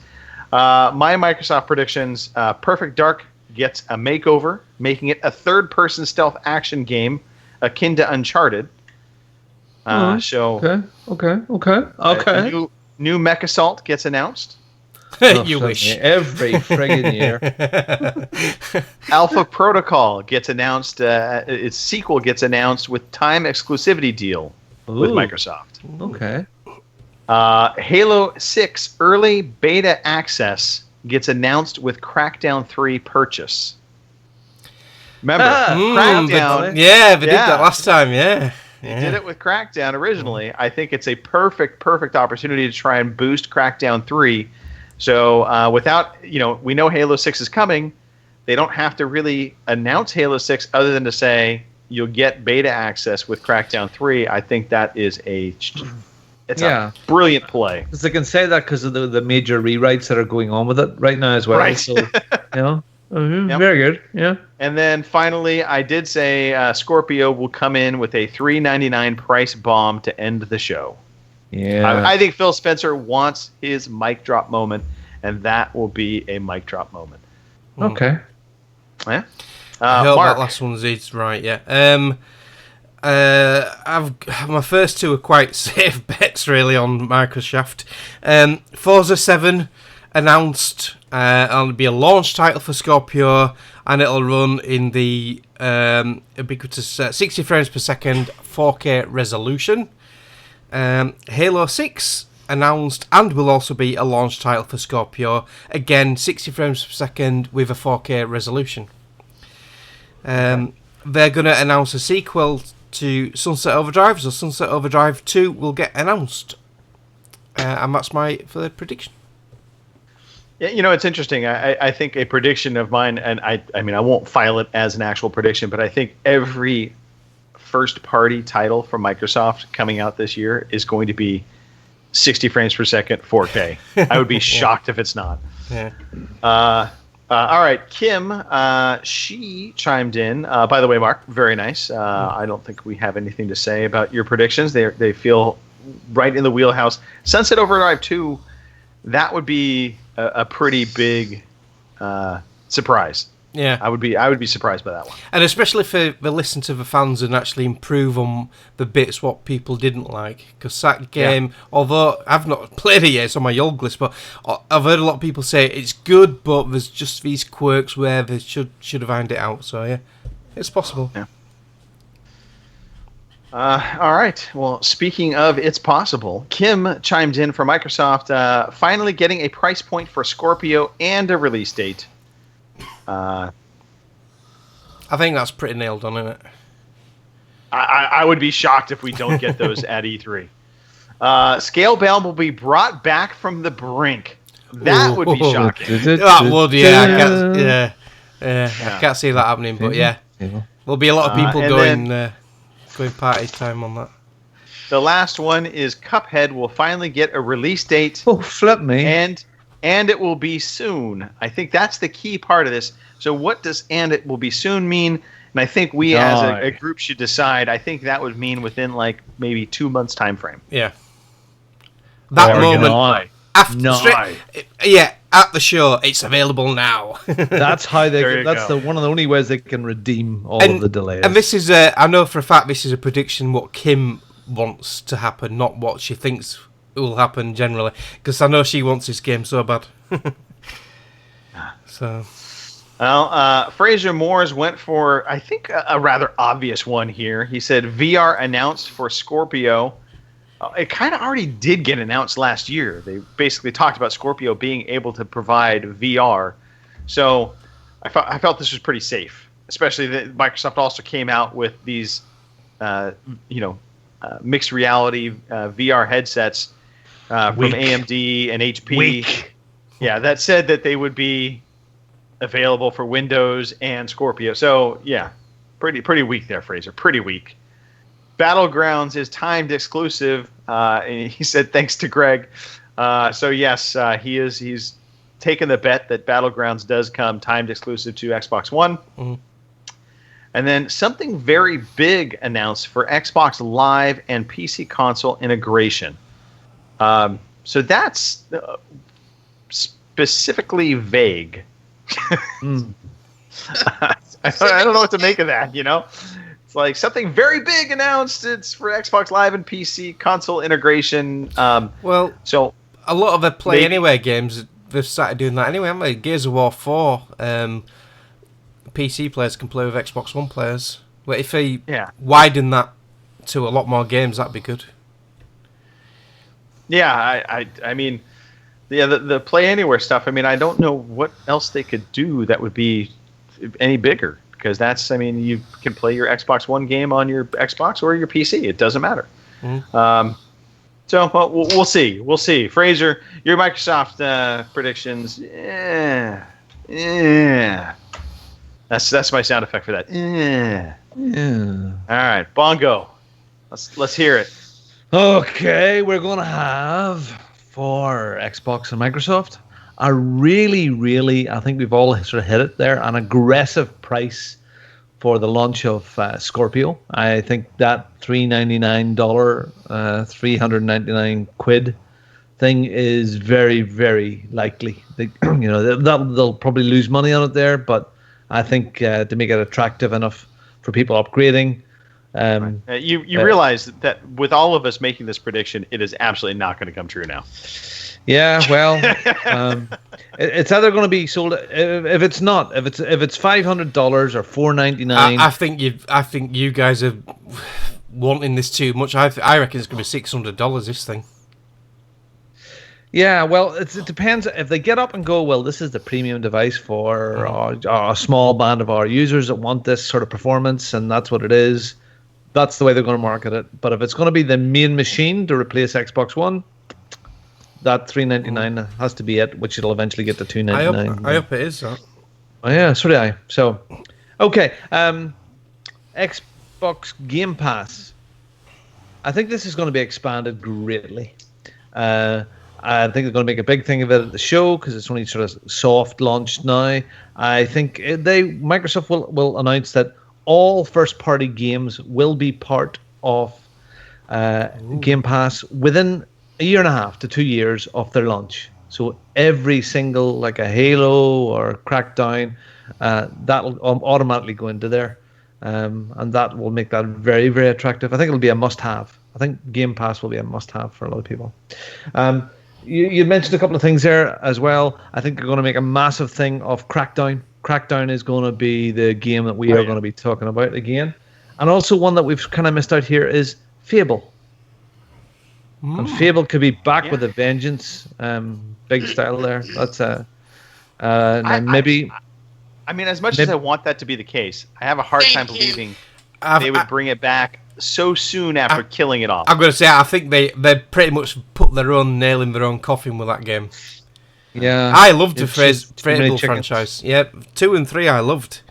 But yeah, they just went too far with it, didn't they? Yeah. I would love for there to be a Fable, but I don't see it happening. And especially with them killing Fable Legends, they went right up to beta stage and nearly ready for launch, and then Matt, what it? Pulled the plug. Yeah, well, with a lot of the Fable games are now they're backwards compatible. They're in Xbox Game Pass. They're there quietly in the background. So maybe, again, that's it makes sense. I hadn't written that down. I think maybe with Sea of Thieves this year, it's too close. I was just going to say Sea of Thieves will be the new Fable sort of thing. Not the same game, but it'll be the new thing, the big thing. Sea of Thieves. Rare would be the perfect company with that English sense of humor to make a Fable game. Anyway, and my final one is I know Fraser touched on this and it was a bit weak. But VR, I think, for Scorpio is going to have Oculus support. I know they've got their own MS, their own devices, but I think a big thing would be Oculus support, and they already have the links there and the tie-up, and I think that'll be a thing. Don't know. Yeah, that would be big. Yeah, that would be pretty big. It would, because you need quite an expensive graphics card to run Oculus. Yeah. So that worries me about the price of a Scorpio if we're talking about VR for Scorpio. I don't know. Oculus or the new version of Oculus that's coming out or something like that. They have been talking about making a wireless version. They've been talking about making a more inexpensive version. So that would be a big win. So there we are. There we are. Reach. That's a bunch of lies. Jason Johnson, though, we still have a few more here. He chimed in. He said Microsoft will show us the Scorpio, announce an official name for the console, and announce something Halo-related for it. Oh, that's the thing, yeah. It's fairly safe, though. But I mean, we haven't discussed this, have we? Just off the top of your heads, what do you think they're going to be calling it? So I've been... No, not Halo.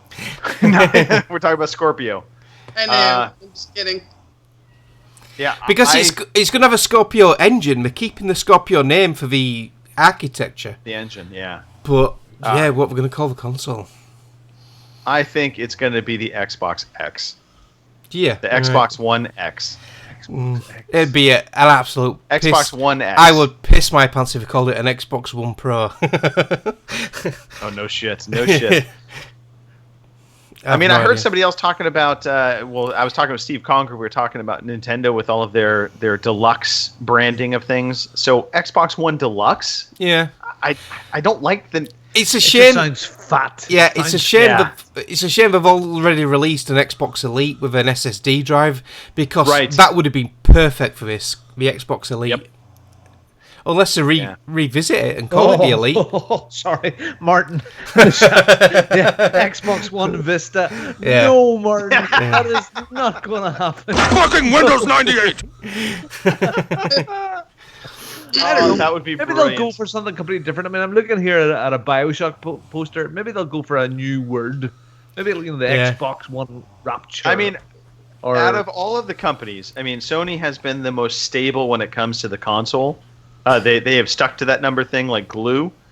Nintendo and Microsoft have been kind of the oddballs, if you will. They just come up with the Xbox crazy names. Waffle. The Xbox Waffle. Calling it a waffle. Oh my god. Xbox 180. Oh. Millennium Teflon. Xbox One Millennium Edition. Yeah, 10 years too late for that. Yeah. I think. Sorry, I sidetracked you there. So back to what we were saying. It's good. It's good. We never got it. We got nowhere near it the last time. So no. Anybody down with Xbox One 2? No, until a Switch. Xbox One 2? Says Millennium Edition. Pro, Elite, Platinum. How about the Xbox 110? Platinum? Oh, the Xbox One for all. I don't know. I'm shit in the chat. Yeah. I'm gonna put my flag. My tent pole is around Xbox One X. I think that is the name. Yeah. And we'll have Exhibit come out on stage and announce it, and they'll be doing his X. Yep. Bam. All right. I think Triple X. Triple X. Did anybody do any PC related? Yeah. Well, I did some. Mark, well, you've got some. I did Greedy Devs as a Collective. So these are like general things. I put Assassin's Creed's new game will be pimped out big time because it's been a 2-year gap this time, and it's going to look awesome. Bethesda announced Skyrim 2, and it will be out this year at Holiday 2017. Bethesda also announced a new Wolfenstein game. I think that's highly likely. Yeah. Wolfenstein? EA will pimp the shit out of Star Wars Battlefield 2, but they'll mainly concentrate on the single-player campaign part of it. There'll be a playable demo on stage, and then they'll ruin the whole showcase by showing a new and improved FIFA and Madden. That is about... it's a very detailed prediction that is also the safest prediction possible, because I think all of that is highly likely, and I guarantee we will see new and improved FIFA and Madden, because Madden is moving over to the Frostbite engine, and they'll show improvements on FIFA every year. So, it's better than ever. It's new and improved. 100%. I had a couple PC ones as well. I said the PC E3 show will once again be a bit lackluster affair with indie reveals, but no AAA on-stage megaton announcements. VR will not be a focus of the majority of games that do get shown at E3 for PC. And there will be zero talk of this thing that we all loved, the Steam Box. Remember that? How great that was going to be? Yeah. The Steam box is dead. That dream is sailed. There will be no discussion of the Steam box.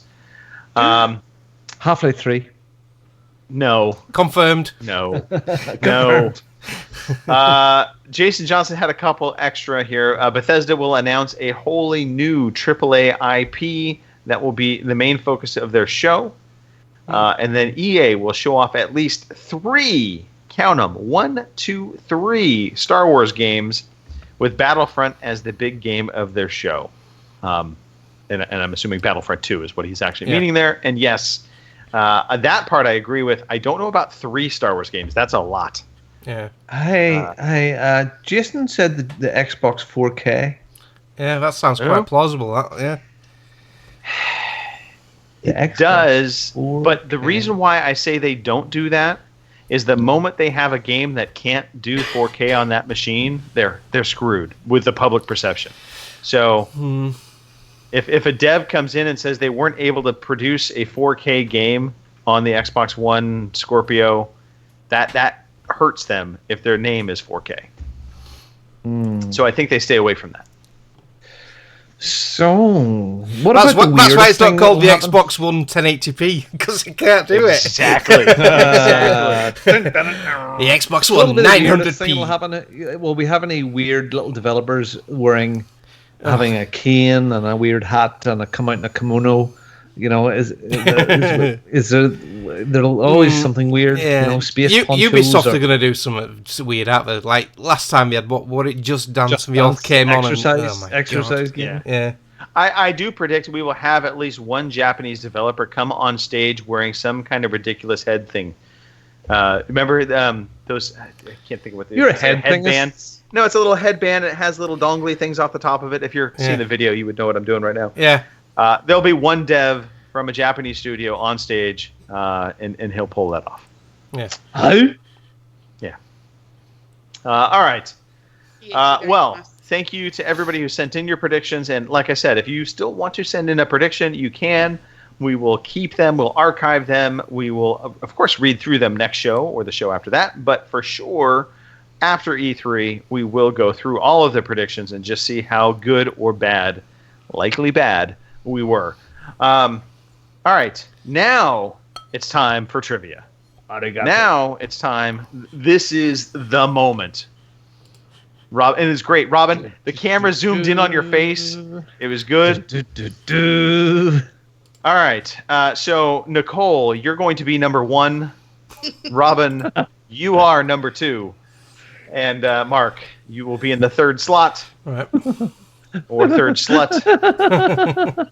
I don't even get sloppy seconds, me. I'm loosely third. You're bringing up the rear. Yeah. Here we go. Multiple choice questions. Trivia provided to us by Jason Johnson. Jason, once again, thank you so much for doing this each and every week. We really do appreciate it. Here we go. This is make or break. Robin, put Google down. I was just checking if those puke again, so it's okay. Right. Yes. All right, here we go. Number 1. Which entry in the Mortal Kombat series was effectively a reboot of the franchise? Which entry in the Mortal Kombat series was effectively a reboot of the franchise? Was it A, Mortal Kombat 9, B, Mortal Kombat 10, C, Mortal Kombat 8, or D, Mortal Kombat 7? Which of those 4 games was basically a reboot of the Mortal Kombat series? I need your answers in 3, 2, 1. Like, I have no idea what letter that was. All right, that's it's fair not enough. a letter, it's a number. I know, So- but it associates with a letter. I just was... Interestingly enough, we have 2 different answers here. So Nicole and Robin both have answered D7. And Mark has gone with B10. I thought 10 were a reboot, yeah. The new one. Yeah. Well, effectively, Probably wrong. everybody is wrong. It was, in fact, number 9. And the entry was just called Mortal Kombat. and it basically was resetting the game from the previous stories. So there you go. Mortal Kombat 9. All right. Now here's something that this is not in anybody's wheelhouse. So this is going to be interesting. Not that Mortal Kombat was in any of your wheelhouses either. But which developer made the MOBA that has players taking on the role of different gods? So. Oh, I know the game. Yeah. Which developer, and Jason Johnson threw these together kind of on the fly for me. So anyway, which developer made a MOBA that has players taking on the role of different gods? Is it A, IO Interactive, B, Riot Games, C, Hi-Rez Studios, or D, Blizzard Entertainment? Shit. I know the game, I don't know the developer made the MOBA that has you taking on the role of the gods? Is it A, IO Interactive, B, Riot Games, C, Hi-Rez Studios, or D, Blizzard Entertainment? Yeah, one of these is up for a purchase right now. I know the game because my nephew, my nephew plays it because he loves it. I don't like it, but he plays it a lot. So I know what game it is because of the gods. I know which god he plays as well, but I don't know what the fucking dev is. Yeah. Well, eight. So just quickly again, just the four companies again, please. IO Interactive, Riot Games, Hi-Rez Studio, or Blizzard Entertainment. Who out of those four has made a MOBA that is having you take the role of playing as different gods? Okay. I need your answers in 3, 2, and 1. I don't know what number that was or letter either.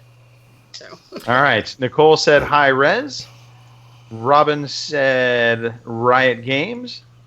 And Mark also said Riot Games. Yeah. I nearly went IO, but I think it's Riot. The game's Smite, if I'm not mistaken. Yeah. Because it is in fact League of Legends and Dota are classed as heroes, whereas Smite, the gods are.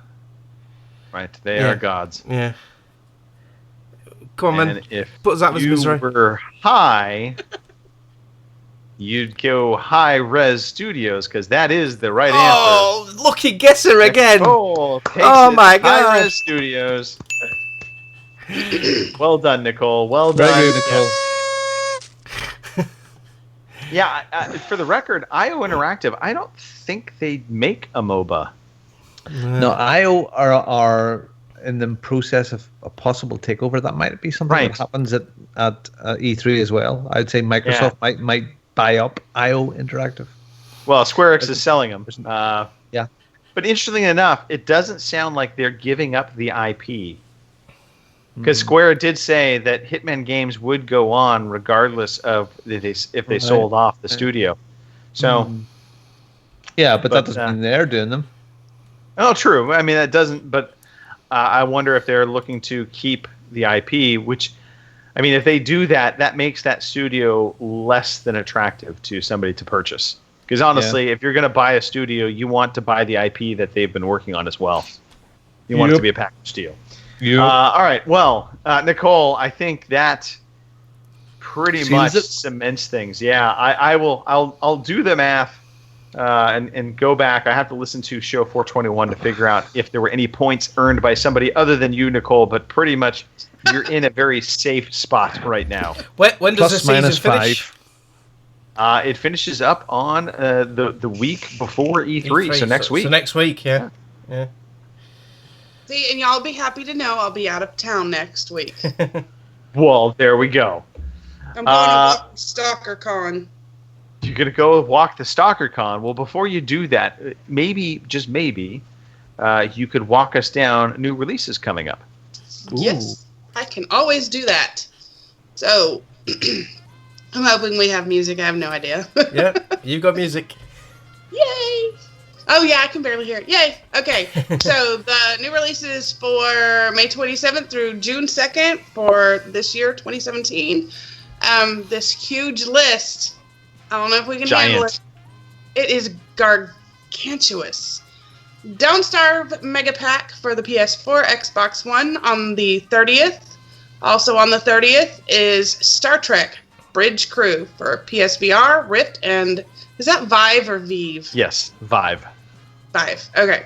And then Formula Fusion for the PC on June 1st, and Tekken 7 for PS4, Xbox One, and PC on June 2nd.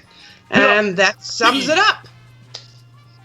Yeah, Tekken 7, I mean, that used to be such a big franchise, and now it seems like, I mean, I haven't heard anything about this game. It's getting a very quiet launch. Didn't they have something on stage last year? I think it was a Sony thing about Tekken. Probably. I think so. I don't know. I haven't been show following anything. Tell them it's a couple of years away. Nicole, we might as well talk real quickly. Also, I'm going to keep you at work here. What are the monthly freebies coming up? So our monthly freebies, the games with gold for May. So on the Xbox One. You mean June? Oh, Well, yeah, technically sorry, June. June. It says Yes. May. I'm reading Does the it? notes. It does say May. Sorry. It is Not June. your fault. Sorry. Sorry. Yeah, I'm already in June. Anyway, Speedrunners, available June 1 through 30th on the Xbox One, so you get the entire month to download that one, and it's a $14.99 value. Well, not bad. Don't know what the game is, though. Watch Dogs is available June 16 through July 15th on the Xbox One. And DLC for Phantom Dust will be available for the entire month of June on Xbox One. On the 360, I love you boys. I really do. Assassin's Creed 3, not Big Ass. Big Ass Creed. Big Ass Creed. Assassin's Creed 3 will be available June 1 through the 15th. Oh my gosh. Somebody is playing in the notes. Mark. What, me? He put Dragon Age Orgasms, really? Yep. You guys are like a bunch of little 15-year-olds right now. That's usually me and Kim's job. What the hell? Yeah. I think they're just a little punch drunk. It's late. It is very late. I don't even know the name of it anymore. Origins. Dragon Age Orgasms. June 16th through the 30th on Xbox 360 and backwards compatible on Xbox One.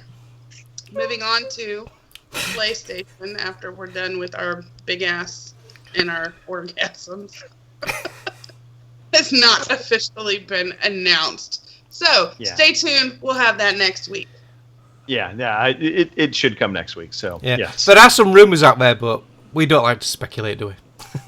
No, we do absolutely. What are the rumors, Mark? I can't remember now. Oh, well, keep talking. You are talking. no good to us. Keep All talking. right, Robin. Oh, hang on, right, here we go.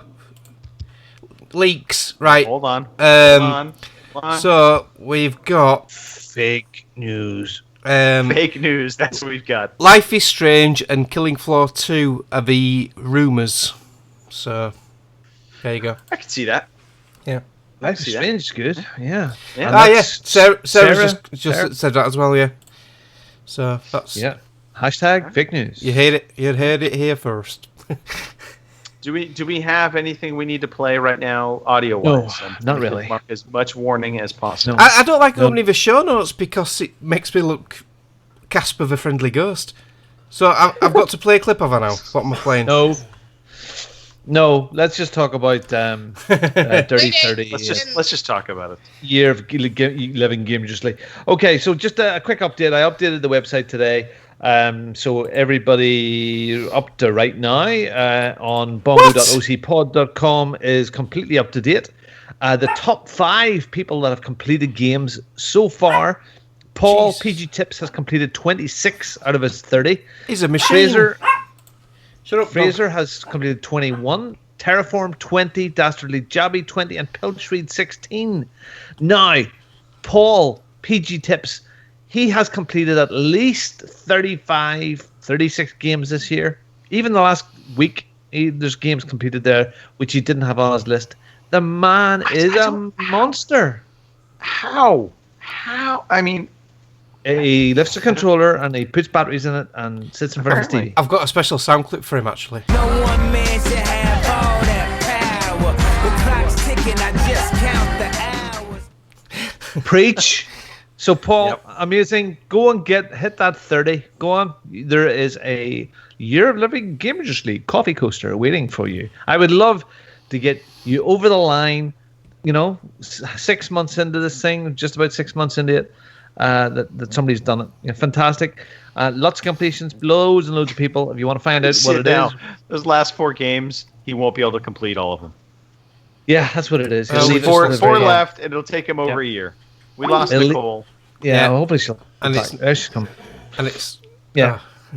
So, so look, this is, if you haven't heard, if you're a first-time listener, there's a lot of us, 40 plus of us, trying to complete 30 games from our backlog this year in hashtag YOLG, and it's all part of the thing which is our Victory Achieved competition, which runs for 3 months at a time. And how it works is you finish a game to completion. Completion is not all the trophies or the gamer score. It's where the credits start rolling up and the game story is complete. What you do then is you take a photograph, a selfie with the credits in the background, and you send that to @OC_podcast with the hashtag Victory Achieved. If you're a logger, you do a hashtag YOLG, and it'll be retweeted to our multitude of followers, and you'll be famous for all of about 5 seconds. But what it does, it enters you into our competition. For every entry, it goes in a lucky dip that you can win $20 or +5, plus -5, £15, a gift card for PSN, XBL, Steam, or Nintendux. So, Victory Achieves this week. Nicole, do you want to do this? Do you want to talk about who finished what this week? I can. There's a big one at the top. Well, my problem is my notes moved on me. The short answer to that was really not. Well, we can talk about the first one when Nicole catches up. Chinny finished Skyrim. Yeah. God, did he play Skyrim? Yes. He played Skyrim for 100 hours plus, and he really gave it a crack. He really did it, and he hates wizards and elves and shit.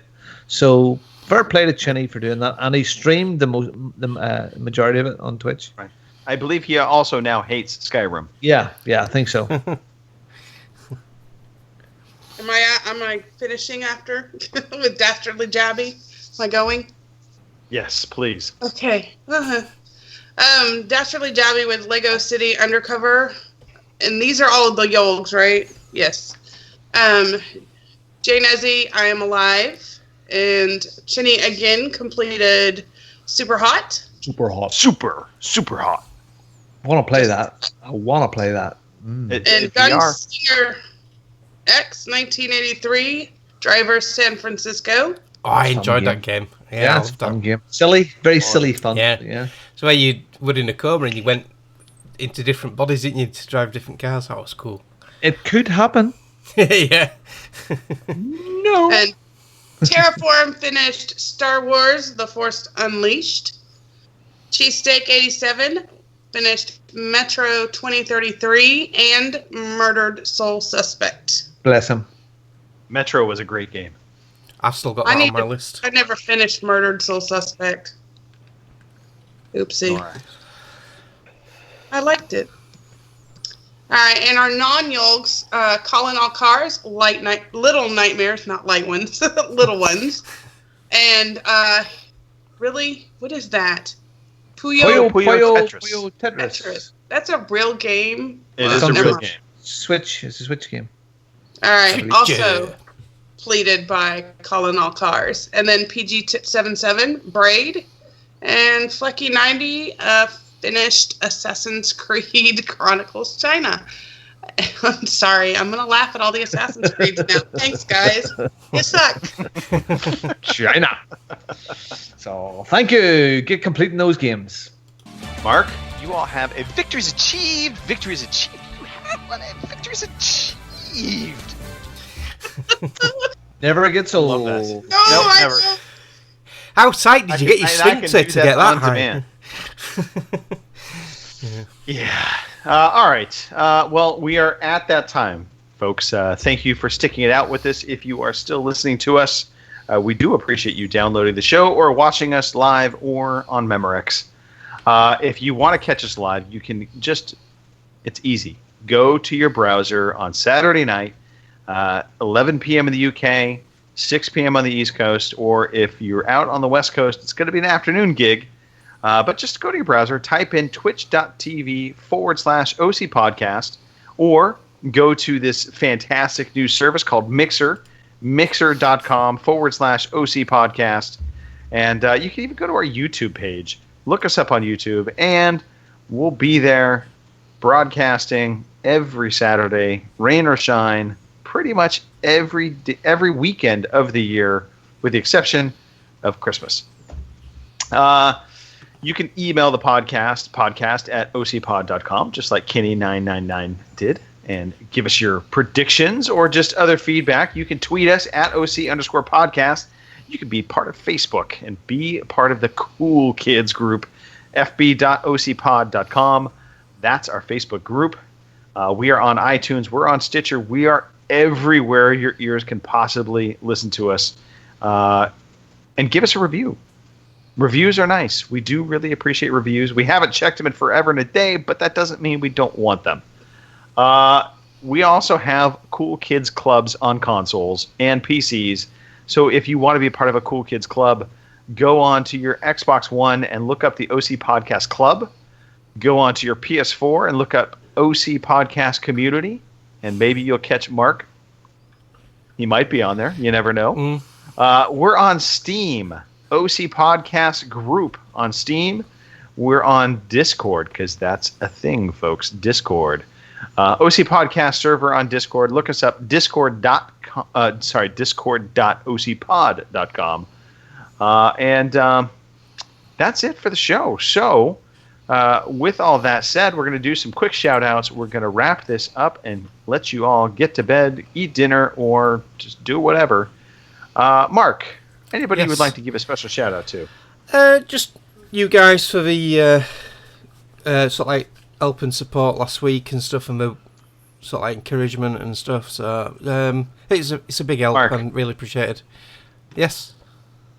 Breaking news. I have to interrupt you. I apologize. What? We did not cover the play date, so before we get out of here, we need to talk about the play date. Which, Robin, what's the play date? All right. So if you wanna be playing some Mass Effect multiplayer, I know better still. Sunday evenings, we will be online playing game every single week. Doesn't matter. It'll be Halo. It'll be Mass Effect. It'll be Gears. Forza. It'll be something. Gears. Every week we play at this time. So if you see us online and you have the game, jump in. Yeah, we'll have a party set up and just join the party and chat away. Yeah. And I want to throw this out there because, look, we do default kind of a tad towards Xbox. However, if you're on PlayStation, if you're a PlayStation 4 user, you know what? A number of people on the podcast team have PlayStations. So yeah, all the important people have them. Yeah. We would take suggestions. Silly monkey. We would take suggestions. So, I mean, let us know if you want to do a PlayStation date with us. Mark, Nicole, Robin, happy to help you out with that. Just look them up, and in fact, write us. Let us know the game you want to play. We'll host it. We're good with that, and you know we want to be fair to everybody. So don't think this has to be an Xbox game. It can also be even PC. As well. Yep. I was going to say it can be PC. Yeah. Richard Webster plays PC games. Mark plays PC games. Robin steals them from his children. So yes, Fraser too. We absolutely and Fraser. Who can forget our favorite Canadian? You did a minute ago. If you want to play Mario Kart on Switch, that can come together as well. So whatever. Mario Kart. So don't think it has to be Xbox, but basically, at some point on Sunday at 7 p.m. on the East Coast, we will be playing Wait, 7 p.m. on the UK. Sorry, Yeah. Get my time zones mixed up. Who erased the time zones? Not me. Playdates are gone. They're all gone. So 7 p.m. UK will be 2 p.m. East and 10 a.m. West. Yeah? Oh, 11 a.m. West.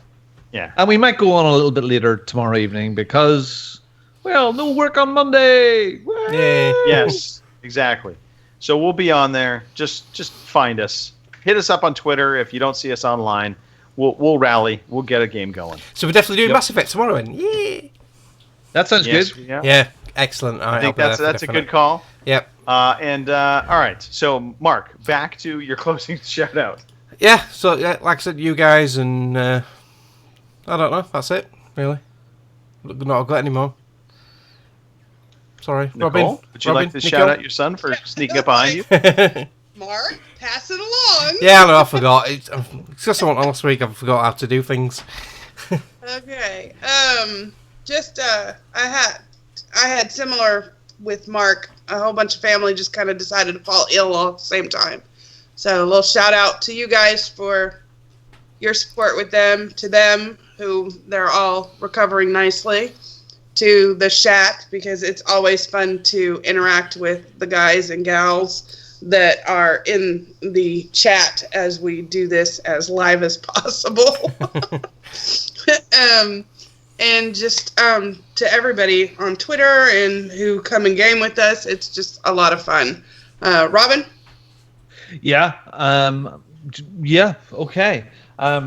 Kelly's Heroes. So Kelly's Heroes is one of those old movies from the 80s, 70s, war movie with Clint Eastwood and Telly Savalas. And some of the guys on Facebook were talking about it this week, and damn it, that's a good movie. Yes, It's so full of so many good, funny lines. So everybody watch Kelly's Heroes this week and tell me what you think. Parsnip, our good old friend Parsnip. I just wanted to shout out Parsnip because from where he's been to where he seems to be now, he has been through a hell of a journey. And good old Parsnip seems to be getting his life together, and it seems to be going the right way for him. Yeah. He's joined a new jiu-jitsu club. Yeah, he's getting back to it. Yeah, he's got a new home set up in Oregon, Beaverton. Yeah, and a new relationship going on there, and just the smile seems to be back with him again. Yeah, and that's friggin' awesome. Proud of you, buddy. Absolutely proud of you. And to Fraser.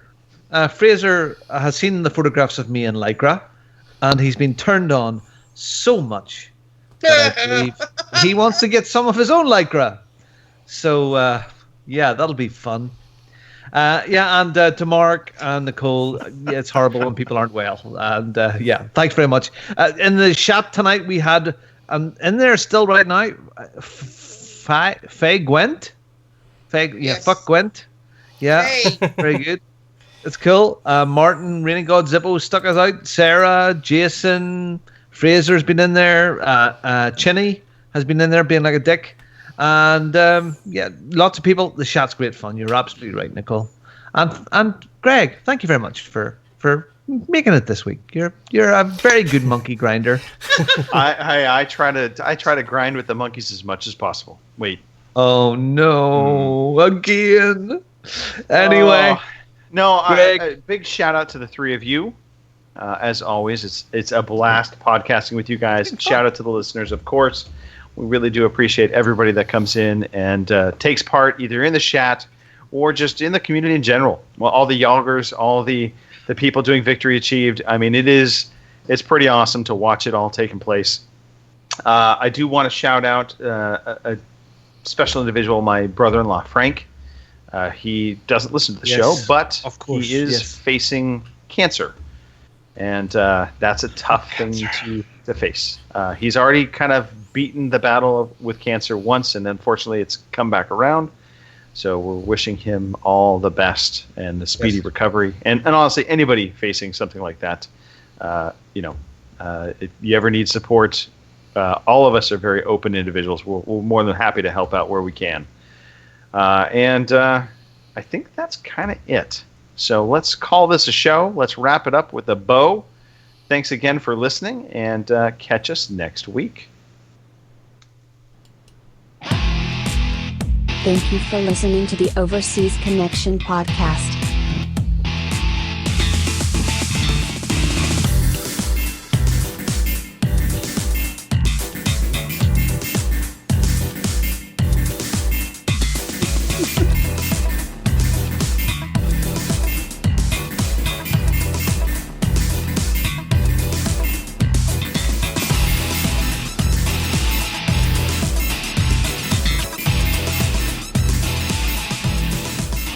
See you same time next week.